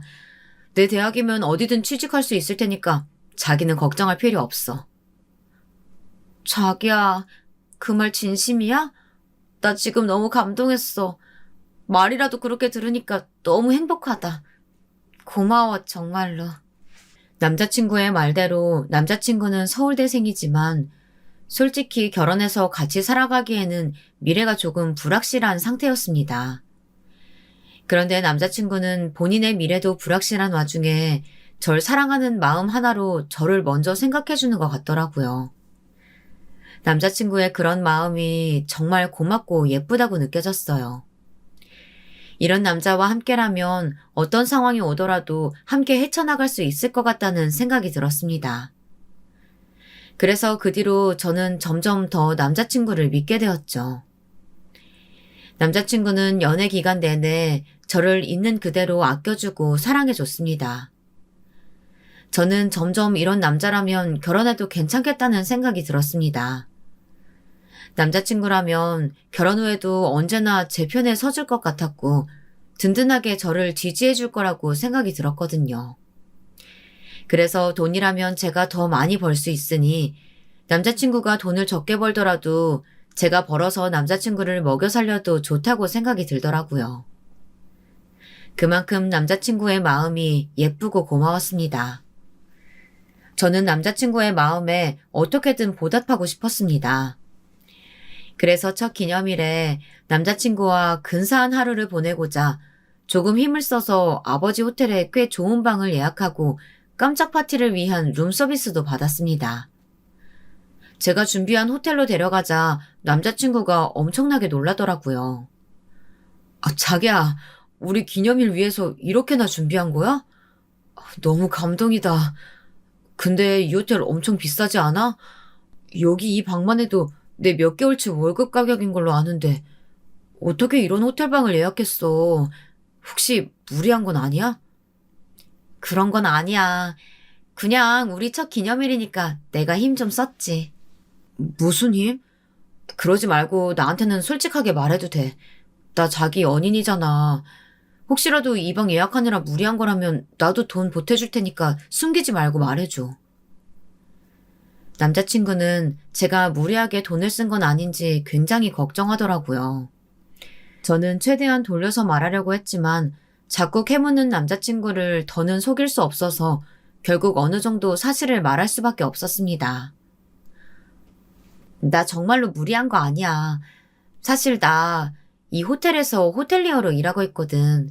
그래서 직원 할인 받아서 조금 싸게 예약할 수 있었던 거야. 진짜야. 나 무리한 거 아니니까 너무 걱정하지 마, 자기야. 진짜? 자기가 일하고 있다는 호텔이 여기였어? 난 또 혹시 마이너스 통장이라도 만들어서 무리한 거 아닌가 싶어서 엄청나게 걱정했잖아. 에이, 그런 거 아니야. 이제 안심했지? 그럼 오늘 나랑 자기 첫 기념일이니까 걱정하지 말고 우리 이제 편하게 놀자. 사랑해, 자기야. 첫 기념일을 남자친구와 즐겁게 보낸 뒤 한동안 저와 남자친구의 대화 주제는 거의 다 제가 일하고 있는 아버지의 호텔에 대한 것이었습니다. 사실 부모님께서 운영하고 계신 호텔은 규모가 커서 호텔리어 채용 기준이 아주 까다로웠습니다. 그런데 제가 대학교 졸업도 하지 않았으면서 어떻게 그 호텔에 입사할 수 있었는지에 대해 남자친구가 많이 궁금해했습니다.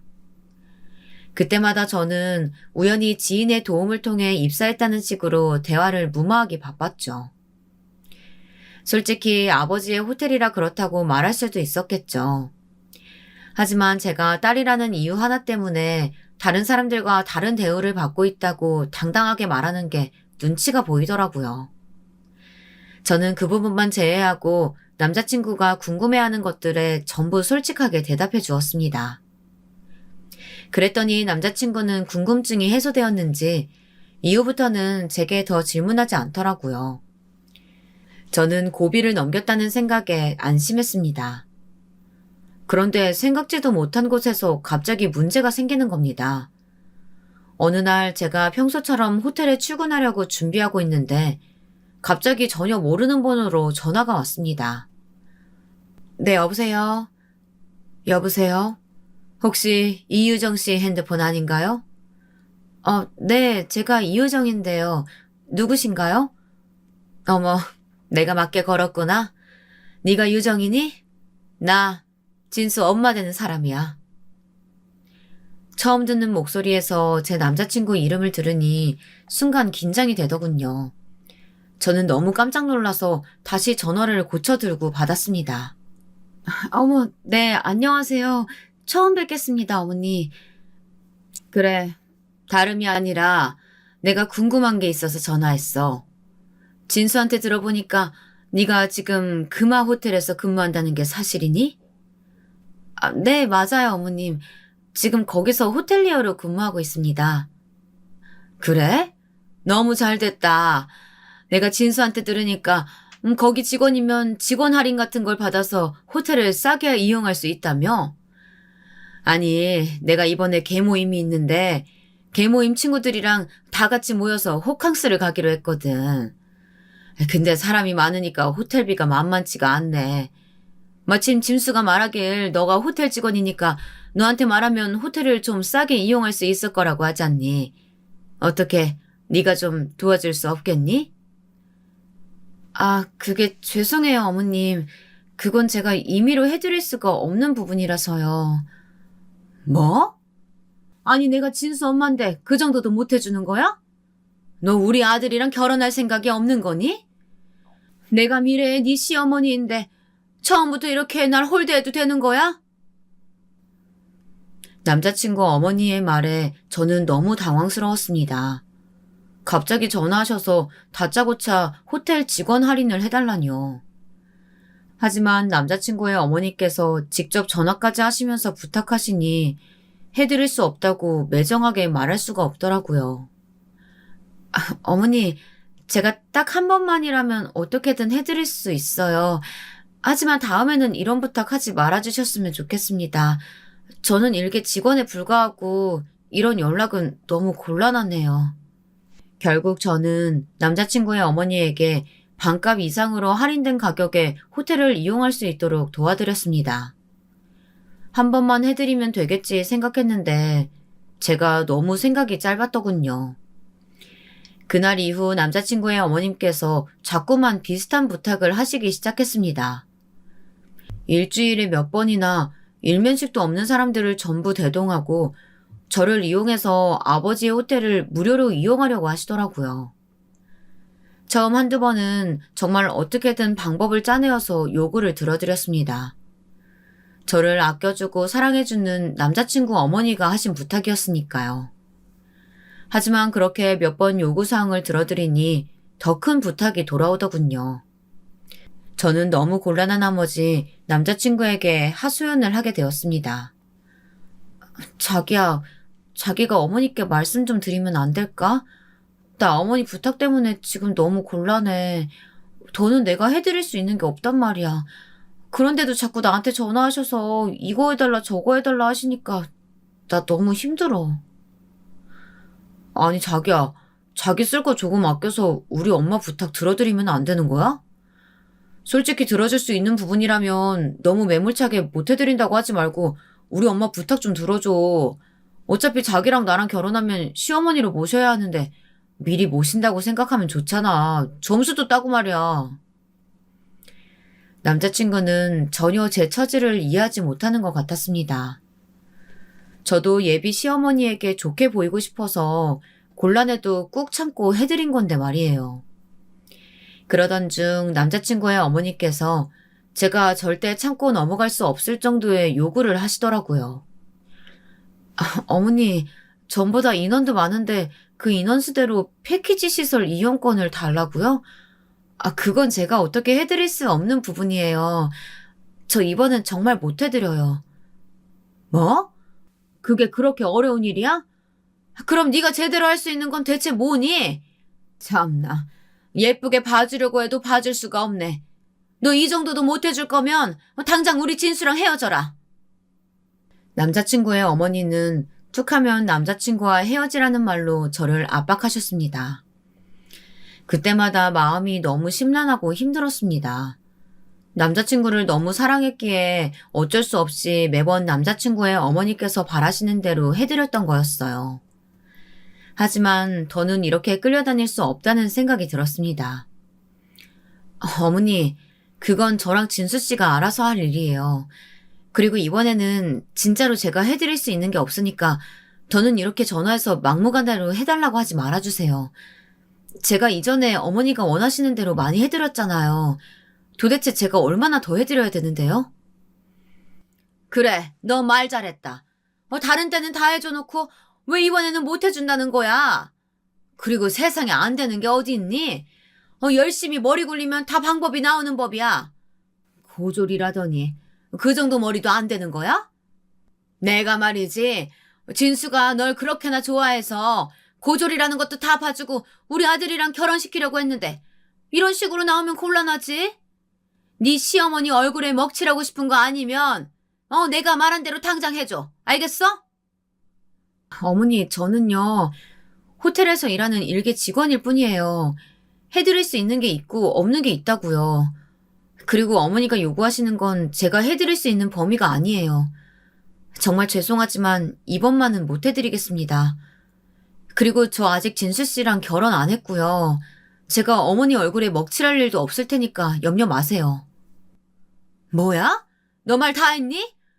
이게 어디서 어른한테 따박따박 말대답이야? 이렇게 나오겠다는 거지? 너 이런 식으로 나오면 진짜 내 아들이랑 결혼 못할 줄 알아라. 내 눈에 흙이 들어가도 절대 결혼 못하게 할 거라고. 남자친구의 어머니께서는 제 말에 노발대발 하셨지만 어쩔 수 없었습니다.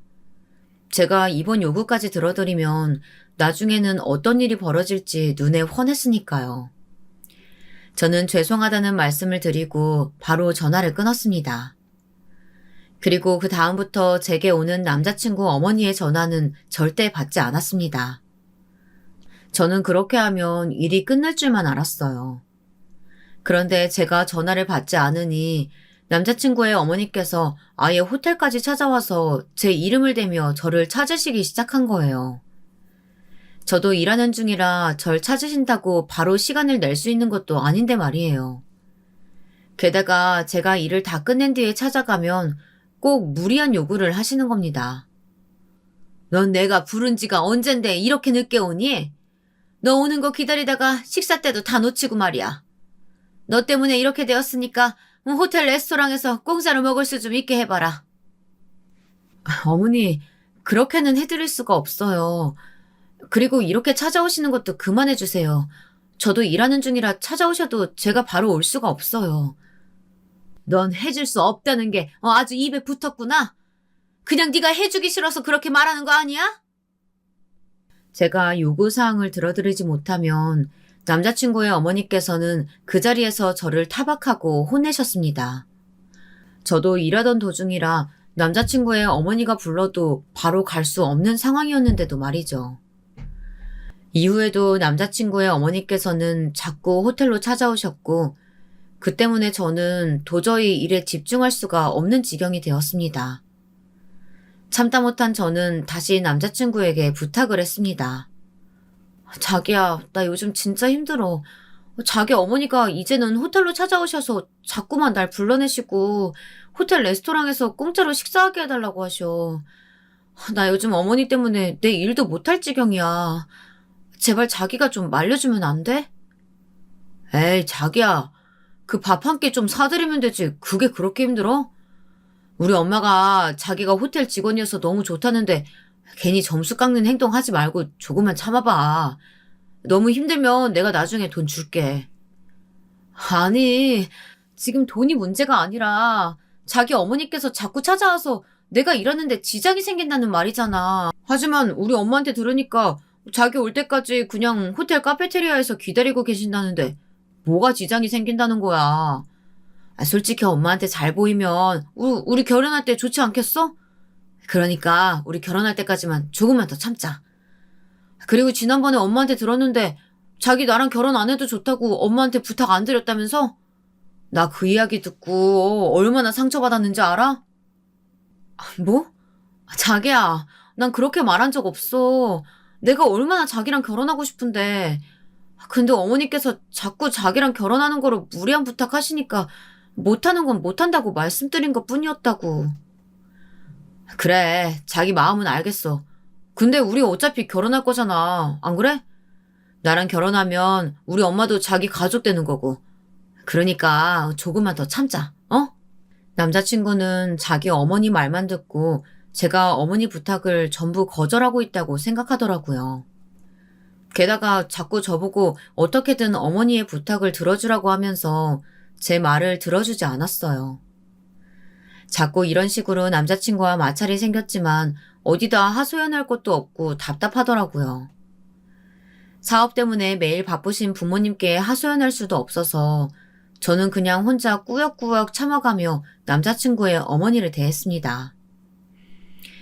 이후에도 남자친구의 어머니는 계속 호텔에 찾아오셨습니다.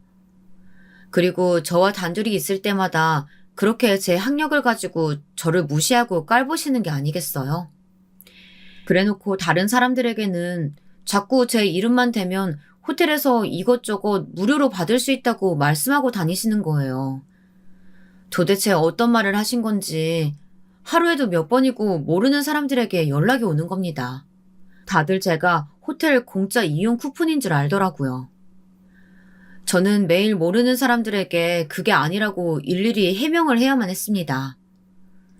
저는 남자친구의 어머니 행동을 이해할 수 없었습니다. 혹시 제가 마음에 안 드셔서 저를 일부러 괴롭히려고 그러시나 생각도 했죠. 그런데 제가 이렇게 말했더니 남자친구가 뭐라고 한 줄 아세요? 자기야, 무슨 그런 생각을 해. 우리 엄마는 자기가 미워서 그런 게 아니라 부끄러워서 그러시는 거야. 자기가 호텔 직원인 게 너무 좋은데 원체 부끄러움이 많으셔서 둘이 있을 때는 속마음을 잘 표현 못 하신 것 뿐이고 밖에서는 다른 사람들한테 자랑하시는 거지. 저는 남자친구의 말에 너무 어이가 없었어요.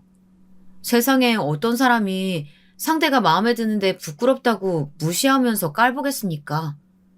정말 말도 안 된다고 생각했지만 그때도 저는 남자친구의 사랑 하나로 견딜 수 있었어요. 그런데 문제는 남자친구에게 프로포즈를 받은 뒤 본격적으로 결혼 준비를 할 때 생기기 시작했어요. 남자친구가 제게 프로포즈한 걸 알게 되신 예비 시어머니께서 그때부터 결혼을 전면 반대하시기 시작한 거예요. 사실 저는 이때 절망을 느꼈습니다. 이런 상황이라면 결혼을 하더라도 남자친구가 어머니에게 휘둘려서 똑같이 저를 무시하진 않을까 고민도 많았죠. 그리고 남자친구가 생각보다 어머님 말씀에 많이 휘둘리는 편이라 결혼해도 제 편이 되어주지 못할 것 같았어요. 연인으로서는 좋은 사람이었지만 남편으로서는 아니라는 생각까지 들었습니다. 그때부터 저는 혼자 남자친구와의 결혼을 다시 생각해보게 되었어요. 그런데 남자친구가 제 자취방에 놀러 왔을 때 그 마음이 완전히 뒤집히는 일이 생겼습니다. 그날 저는 남자친구와 함께 집에서 영화도 보고 맛있는 것도 먹으면서 집 데이트를 즐기고 있었습니다. 그러다 제가 잠시 화장실에 다녀온 참이었어요. 남자친구는 방에 있었던 상태였고 저는 화장실에서 막 손을 닦고 나오려던 찰나 우연히도 남자친구와 예비 시어머니의 전화통화를 듣게 되었습니다. 남자친구는 평소 전화통화를 할 때 소리를 크게 틀고 전화를 받았는데요. 그래서 화장실에서 나오던 저한테도 통화 내용이 아주 똑똑히 들리는 거예요. 그런데 진수야, 너 정말 그 애가 좋은 거니? 아니, 대학도 안 나오고 고등학교밖에 졸업 못했다면서. 어디 여자가 걔 하나밖에 없는 것도 아니고 말이야. 저는 그 목소리를 듣자마자 가슴이 쿵 내려앉는 것 같았습니다. 예비 시어머니의 말투와 목소리에서 짙은 멸시가 느껴졌거든요.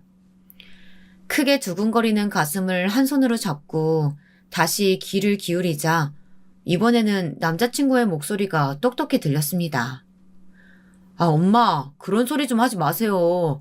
우리 유정이가 얼마나 좋은 사람인 줄 아세요? 그리고 고등학교밖에 졸업 못했으면 뭐 어때요? 우리가 서로 사랑하면 된 거 아니에요? 예, 그러지 말고 엄마가 선자리 받아온 게 몇 개 있는데 거기 나가봐라. 자고로 사람은 급이 맞는 사람끼리 만나야 하는 거야. 너한테 고절밖에 안 되는 여자가 가당키나 하니? 너 이제 나이도 30 넘었는데 자꾸 이렇게 허송세로 보내면 죽도 밥도 안 돼. 이런 건 엄마 말 들어야 하는 거야. 아, 엄마, 제가 손을 왜 봐요? 저 지금 유정이 잘 만나고 있고 앞으로도 쭉 함께 할 거예요. 그러니까 다시는 선보라고 하지 마세요. 남자친구의 말에 저는 마음이 놓이는 것을 느꼈습니다. 매번 시어머니 편만 들던 남자친구가 제 일에 관해서 언성을 높이는 모습을 보니 갑자기 다시 보이기까지 했습니다. 그때 이미 제 마음속 결혼에 대한 고민은 다 녹아 사라진 상태였죠. 어찌됐든 자기 여자를 지키기 위해선 노력하는 사람이구나 싶어서 새삼 이 남자와 결혼해도 되겠다는 확신이 들었습니다. 그래서 저는 정식으로 결혼 허락을 받기 위해서 남자친구 집으로 찾아가게 되었습니다. 그날 남자친구의 어머니께서 한 말씀 하신 게 기억이 나네요. 그래, 결국 결혼을 하겠다는 거구나. 난 돌려 말하는 거 싫어하니까 단도직입적으로 말하마. 너 진수가 서울대생인 거 알고 있지? 장차 진수는 우리 집안에서 큰이들 도맡아 할 아이니까 결혼하면 네가 옆에서 확실하게 내줘야 된다. 내조는 꼭 학력이 높아야 잘하는 건 아니야. 그러니까 고졸인 너도 잘할 수 있겠지? 그럼요, 어머니. 저도 어머니 말씀대로 사랑하는 남편 내조하는 건 학력이랑 전혀 상관없다고 생각해요. 솔직히 저는 내조는 대학 나왔다고 더 잘하는 게 아니라 상대를 얼마나 사랑하고 있느냐에 따라 달라진다고 생각하거든요. 제가 고졸이긴 하지만 그 어떤 사람들보다 더 진수 씨 내조 잘할 수 있어요. 어머니 걱정하지 않게 제가 잘할 테니까 걱정하지 마세요. 말은 참 잘하는구나. 어디 네가 얼마나 잘할지 두고 보자꾸나. 그렇게 예비 시어머니의 의미심장한 말씀을 끝으로 저는 결혼 허락을 받았습니다. 그 다음 남자친구도 결혼 허락을 받기 위해 저희 부모님을 뵙게 되었죠. 그날 남자친구가 많이 긴장해서 로봇처럼 삐걱거렸지만 그래도 부모님 마음에 들었는지 우리는 결혼 허락을 받을 수 있었습니다. 이윽고 상견례 이야기가 나왔을 때였습니다. 그때 예비 시어머니께서 상견례 장소는 꼭 본인이 정하시겠다고 하시더라고요. 솔직히 저와 부모님은 장소가 어디든 상관없었기 때문에 남자친구가 전달해 주겠거니 생각하고 기다리고 있었습니다. 그런데 이후 저는 남자친구를 통해 상견례 장소를 확인하고 깜짝 놀라고 말았습니다. 놀랍게도 예비 시어머니께서 정하신 상견례 장소가 바로 저희 아버지께서 운영하시는 호텔이었던 거예요. 아무래도 예비 시어머니께서 아버지의 호텔 레스토랑을 많이 좋아하셔서 그랬던 것 같았어요. 솔직히 아버지가 운영하시는 호텔은 레스토랑 퀄리티가 좋기로 유명했는데요. 늘 새롭고 고급스럽게 유지하고 있었기 때문에 상견례 자리로는 딱 맞았습니다. 게다가 저에게는 긴장 없이 편안한 곳이었으니 더할 나위 없이 좋은 것이었죠. 그래서 상견례 날짜가 다가와도 익숙한 장소에서 만날 걸 생각하니 엄청 긴장되진 않았어요. 왠지 별탈 없이 잘 될 거라는 기분도 들었죠. 하지만 결국 그날 상견례 자리는 제가 평생 가장 후회하는 날이 되어버렸습니다. 부모님과 함께 상견례 장소인 호텔 레스토랑의 프라이빗 룸으로 들어가니 남자친구와 예비 시부모님께서 먼저 도착해 기다리고 계셨습니다. 그런데 저희 엄마가 인사를 드리는 순간 예비 시어머니께서 손을 허허 저어 저희 엄마의 말을 끊으시고는 본인 이야기부터 하시면서 엄마를 무시하시는 게 아니겠어요? 안녕하세요, 예, 그쪽이 애 엄만 거 보면 아는데 뭐 소개까지 할 필요 있나요? 얼른 앉기나 하시죠. 여보, 우리 이제 밥 좀 먹을 수 있겠네요. 언제 오나 계속 기다리느라 아주 배가죽이 등에 달라붙었네요. 약속한 시간에 딱 맞춰서 도착했던 건데 남자친구 어머니께서는 마치 우리 가족이 늦게 도착한 것처럼 말씀하시더군요. 게다가 상대가 인사하는 도중 그렇게 자르고 무시를 하시다뇨. 너무 불쾌했고 물에도 이런 무례가 없다고 생각하고 있는데 남자친구가 예비 시어머니를 말리길래 조금은 참기로 했어요. 딱딱해진 표정으로 부모님도 자리에 앉으시고 저도 자리에 앉자 예비 시어머니께서 먼저 말문을 여시더라고요. 유정이 어머니, 제가 뭐 좀 물어봐도 괜찮을까요? 제가 유정이한테 다른 이야기를 듣지 못해서 말이죠. 사실 결혼이야 애들끼리 하는 거지만 뭐 어찌됐든 두 집안이 하나가 되는 거나 마찬가지니까 서로 어떤 집안인지 잘 알아야 할 것 같아서 말이죠. 예, 질문하시고 싶은 거 있으시면 뭐 뭐든 물어보세요. 우선 두 분은 어떤 일을 하고 계시는지 듣고 싶네요. 제가 들은 적이 없어서 말이에요. 아, 그리고 최종 학력은 어떻게 되시나요? 유정이는 고등학교 졸업밖에 못했다고 들었는데 혹시 두 분도 그 정도밖에 안 되시는지 궁금해서 말이죠. 아무래도 자식은 부모를 따라가는 법이잖아요. 혹시 기분 상하신 건 아니시죠? 결혼 전에 이런 부분은 알아둬야 한다고 생각하는 편이라서 말이에요. 상견례 자리에서 양친이 어떤 직업을 가지고 계시는지 뭐 질문하는 거야 할 수 있죠. 하지만 남자친구의 어머니께서는 꼭 범죄자를 조사하는 것처럼 우리 부모님 직업은 물론 어디 출신인지 학력은 어떻게 되는지 굉장히 꼬치꼬치 캐물으셨습니다. 마치 어디에 하자라도 있는 것은 아닐지 철저히 조사하는 느낌까지 들어서 또 한 번 기분이 불쾌해졌죠. 처음에 부모님께서는 남자친구 어머니 물음에 차분히 대답해 주시다가 점점 예민한 질문들을 들으시니 기분이 나빠 보이셨습니다. 결국 보다 못한 제가 남자친구에게 눈짓을 하며 어머니 좀 말려보라고 눈치를 줬는데 거기서 남자친구는 아무 말도 안 하는 거예요. 어머, 그냥 자영업이시면 돈은 그렇게 많이 못 버셨을 것 같네요. 아유, 그래도 자식 교육에는 투자 좀 하시지 그랬어요. 교육은 투자한 만큼 나중에 돌려받게 되는 건데 말이죠. 그리고 받은 교육 수준에 따라서 사람의 수준도 달라지기도 하고 말이에요. 그 말씀은 지금 우리가 유정이의 교육에 많이 투자하지 못했다고 지적하시는 것처럼 들리네요. 말이 그렇게 되나요? 근데 뭐 사실이긴 하죠. 요즘이 어느 시대인데 고졸이 뭐예요 정말. 저기 돈만 주면 들어갈 수 있는 대학이 널렸는데 얼마나 애 교육에 관심이 없으면. 내가 우리 진수한테 처음 들었을 땐 귀를 의심했을 정도였어요. 지금 말씀이 너무 지나치신 것 같은데요. 우리가 지금 서로 학력 따져보려고 만난 것도 아닌데 왜 말을 그렇게 하시나요? 뭐 학력 따져보려고 만난 건 아니지만 아무리 생각해도 우리가 미치는 것 같아서 말이에요. 말이 나와서 말인데 그쪽은 고졸하고 서울대생이 어울린다고 생각하세요? 고졸이면 똑같이 교졸이랑 결혼해야지. 언감생심 어디서 서울대생이랑 결혼하려고 그래요? 전 이 결혼 허락 못합니다. 사실 확실하게 거절하고 우리 아들이랑 제대로 끝내게 하려고 나온 거라고요. 뭐라고요? 지금 진심으로 하시는 말씀이십니까? 당연하죠. 솔직히 우리 집사람 말이 맞지 않습니까? 고졸이랑 서울대생이 얼마나 차이가 큰데 결혼을 하겠다고 하는지. 그 욕심이 너무 큰 거 아닙니까? 저는 남자친구 부모님 말에 깜짝 놀라서 자리에서 벌떡 일어나 남자친구에게 물었습니다. 자기야, 지금 자기 부모님 말씀 진짜야? 나랑 결혼 못할 것 같아서 지금 거절하려고 이 자리 나온 거야? 그런 거 아니니까 진정해, 유정아. 우리 엄마 말씀 좀 끝까지 듣고 나서 이야기하자. 답답해진 저는 단도직입적으로 예비 시어머니께 말씀드렸습니다. 어머님, 지난번에는 결혼 허락하신다고 말씀하셨잖아요. 그런데 왜 갑자기 말을 바꾸세요? 내 말 아직 안 끝났는데 어디서 버르장머리 없이 끼어드니?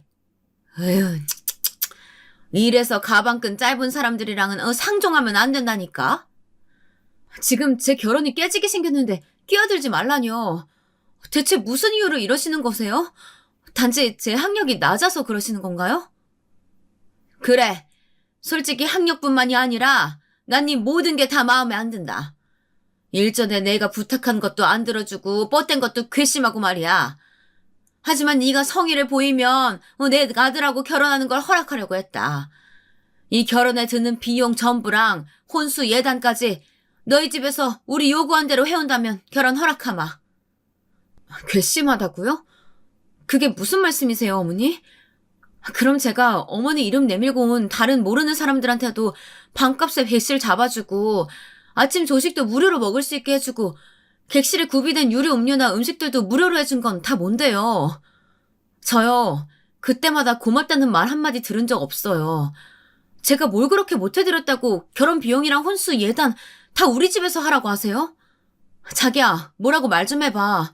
자기도 이거 동의한 거야? 그게 자기야. 내가 엄마 얘기 듣고 생각해봤거든. 엄마 말대로 나는 서울대생이어서 이후로 더 좋은 곳 취직하고 돈도 더 많이 벌 수 있겠지만 자기는 고졸이라서 이 호텔 직원 말고 다른 곳에 취직하기도 힘들 거 아니야. 그럼 평생 내 돈으로 먹고 사는 건데 결혼 비용을 반반씩 하거나 하면 내가 너무 미치는 것 같더라고. 내 말 이해하지? 그 순간 저는 망치로 머리를 한 대 맞은 것 같았어요. 그러니까 지금 저랑 결혼하면 본인이 아깝다는 거잖아요. 저는 너무 황당하고 치욕스러워서 양뺨이 뜨거워지는 게 느껴졌습니다. 아무리 예비 시어머니께서 무례하셔도 남자친구만큼은 다를 줄 알았어요. 그런데 남자친구도 결국 똑같은 사람이었던 거죠. 자기야, 그게 무슨 말이야? 지금 난 고졸이고 여기 호텔 말고는 다른 곳에 취직도 못하고 돈도 못 벌 거라는 거야? 어떻게 그런 말을 할 수가 있어? 어떻게 이런 식으로 사람을 무시할 수 있냔 말이야. 어머, 얘가 지금 누구한테 언성을 높이는 거야? 겨우 이런 조건도 못 받아들일 거면 더 시끄럽게 하지 말고 여기서 이만 갈라서라. 너 아니어도 우리 아들이랑 결혼하겠다는 사람 널리고 널렸어. 더는 참을 수가 없군요. 애들끼리 결혼하면 안싸돈이 되실 분이라고 생각해서 최대한 예의 차리려고 했는데 그런 말 들으니 더는 예의 차리기 힘들 것 같습니다. 이 이상 우리 유정이한테 안 좋은 소리 하지 마세요.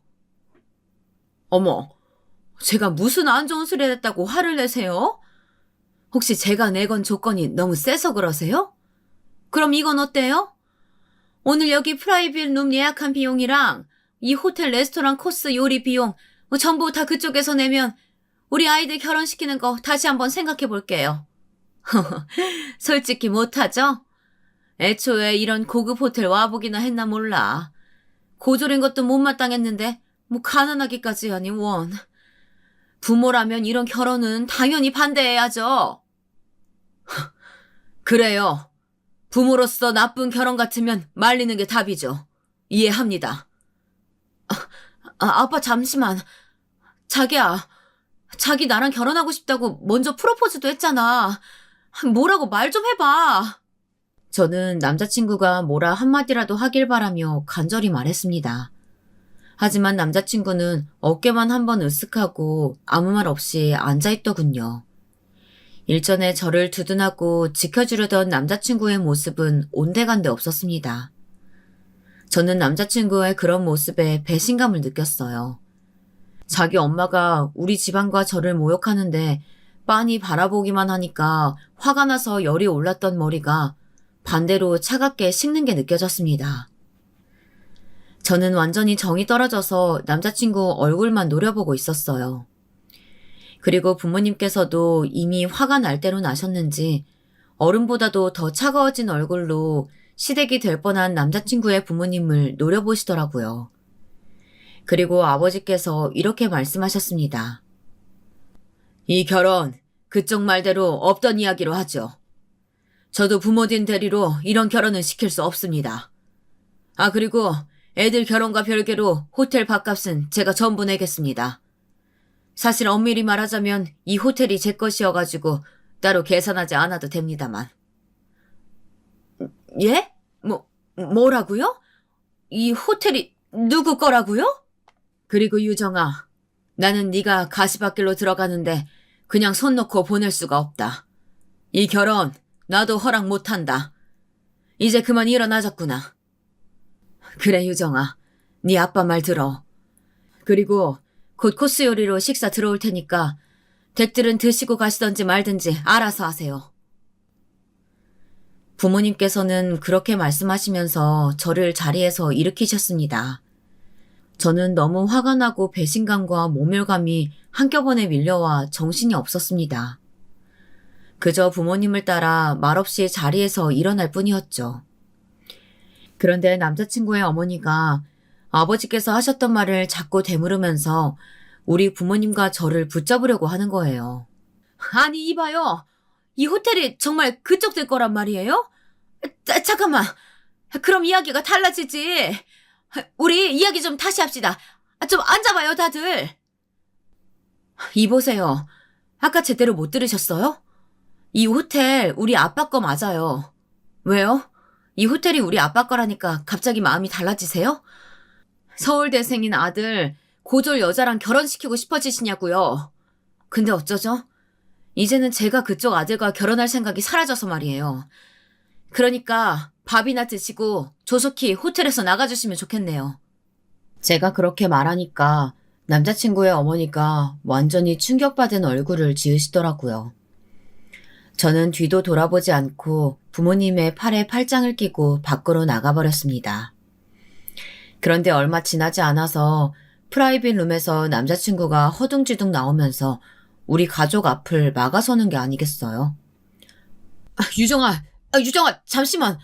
내가 미안해. 내가 정말 잘못했어. 아까 우리 엄마 말 때문에 기분 많이 상했지? 우리 엄마가 뭐든 좀 철저하게 하시는 편이어서 그런 거야. 내가 이렇게 사과할 테니까 한 번만 기분 풀어줘. 우리 잘 사랑하고 있었잖아. 그래, 우리 잘 사랑하고 있었지. 하지만 아까 자기 말을 듣고 생각이 달라졌어. 우리는 서로 잘 사랑하고 있었던 게 아니라 나만 자기를 사랑하고 있었다는 걸. 난 자기가 그런 사람인 줄도 모르고 정말 끔찍하다. 고졸인 나는 사라져 줄 테니까 똑같은 서울대생 만나서 믿지지 않는 결혼하길 바랄게. 그건 나도 엄마 말이 틀린 건 아니라고 생각해서 그랬던 거야. 솔직히 너랑 나랑 학력 차이 나는 건 사실이잖아. 그리고 너 고등학교 졸업한 것도 맞고 뭐 나는 나중에 더 좋은 곳에 취직할 수도 있지만 요즘 세상에 누가 고졸을 써주겠어. 근데 호텔 이야기 정말이야? 혹시 거짓말한 건 아니지? 왜 말 안 했어? 그럼 우리 엄마가 저렇게 나오시지 않았을 거 아니야. 그저 자기 말을 믿었기 때문이었어. 난 내가 어떤 사람이든 사랑하겠다고 하는 자기 말에 결혼까지 결심했던 건데 이 호텔이 우리 아빠 거라고 말해야 자기랑 결혼할 수 있는 거면 그런 결혼 내가 사양이야. 자기의 사랑이 학력과 집안 맞아야 받을 수 있는 사랑이라면 난 그 사랑 받기 싫어. 이제 비켜줘. 유정아, 그게 무슨 말이야. 내가 널 사랑하는 건 변하지 않았어. 그냥 우리 들어가서 다시 이야기해보자. 엄마도 이번에는 생각이 달라지셨을 거야. 뭐? 너 머리가 어떻게 된 거 아니야? 내가 고졸이어도 상관없이 날 사랑한다던 너는 어디로 간 거니? 그리고 난 이제 널 사랑하지 않아. 난 너랑 결혼 안 할 거라고. 저는 제게 매달리는 남자친구를 뿌리쳤지만 남자친구는 계속 저에게 매달리며 이야기 좀 하자고 소리를 질렀습니다. 결국 부모님께서 계속 매달리는 남자친구를 몇 번이나 떼어내고 나서야 저는 남자친구에게서 벗어날 수 있었습니다. 저는 남자친구의 말에 너무 충격을 받고 속상해서 집에 돌아오는 내내 펑펑 울었습니다. 저런 사람을 결혼하고 싶은 사람이라고 데려와서 우리 부모님 얼굴에 먹칠한 것도 너무 죄송하고 참을 수가 없더라고요. 아빠, 엄마, 너무 죄송해요. 저 때문에 이런 일까지 겪고 싶고. 아니다. 네가 저런 사람들인 줄 알고 결혼하려고 했던 것도 아니고 그저 아빠는 결혼까지 가지 않아서 다행이라고 생각한단다. 그날 이후 저는 며칠 동안 기운 없이 방에서만 지냈습니다. 부모님께서는 저에게 인생을 살다 보면 많은 사람을 만날 수 있다고 말씀하셨습니다. 그리고 이상하고 나쁜 사람들을 만나는 건 제 잘못이 아니라고 하셨죠. 다음부턴 더 조심하면 된다고 하시고는 부모님께선 제 기분이 나아질 때까지 절 위로해 주셨어요. 상견례 날 이후 남자친구로부터 계속 연락이 왔지만 저는 남자친구의 연락을 모두 차단했습니다. 남자친구는 그런데도 포기하지 않고 제가 살던 집으로 찾아왔지만 저는 자취하고 있던 집을 정리하고 다른 곳으로 이사까지 했습니다. 나중에 남자친구가 호텔까지 찾아와 저를 찾아왔다고 했지만 부모님께서 저를 몇 달 동안 쉬게 해주신 사이에 일어난 일이라 저는 전 남자친구를 만나지 않을 수 있었죠. 그리고 제가 쉬고 다시 직장에 복귀했을 땐 부모님께서 이미 전 남자친구가 더는 저를 찾아오지 못하게 조치를 해주셔서 그를 만날 일이 없었어요. 한동안의 시간이 지나서야 이렇게 파혼 경험을 말할 수 있게 되었네요. 지금 다시 생각해봐도 속이 상하는 일이지만 그래도 결혼까지 가지 않아서 다행이라고 부모님께서도 그리고 저도 그렇게 생각하고 있어요. 만약에 남자친구가 그런 사람인 줄 모르고 결혼했다면 저는 아마 시어머니와 남자친구에게 시달리면서 살았을지도 몰라요. 이후 저는 아예 인간관계에 질려서 연애 생각도 접고 그저 차근히 아버지의 호텔을 물려받을 준비만 하고 있습니다. 때때로 제가 새로운 인연을 만날 수 있을까 생각도 듭니다. 그때마다 전 남자친구가 생각나고 아직도 제가 슬픔 속에 빠져있다는 게 느껴져요. 가끔 들려오는 소식에 전 남자친구는 본인 어머니 말대로 여러 사람과 선을 봤다고 합니다만 전부 결과가 좋지 않은 것 같더라고요. 남자친구의 어머니께서 자꾸 상대방에게 이것저것 요구하는 게 많아서 성사가 안 됐다고 합니다. 그리고 간간히 제가 남자친구의 인생을 망쳤다고 사람들에게 험담을 하신다고 하더라고요. 하지만 정말로 남자친구의 인생을 망친 건 본인이신 걸 모르시는 걸까요? 저는 나쁜 경험을 해봤으니 앞으로는 더 좋은 인연을 만날 수 있을 거라고 생각합니다. 이후에는 절 있는 그대로 사랑해주는 인연을 꼭 찾을 수 있었으면 좋겠습니다. 제 이야기 들어주셔서 감사합니다.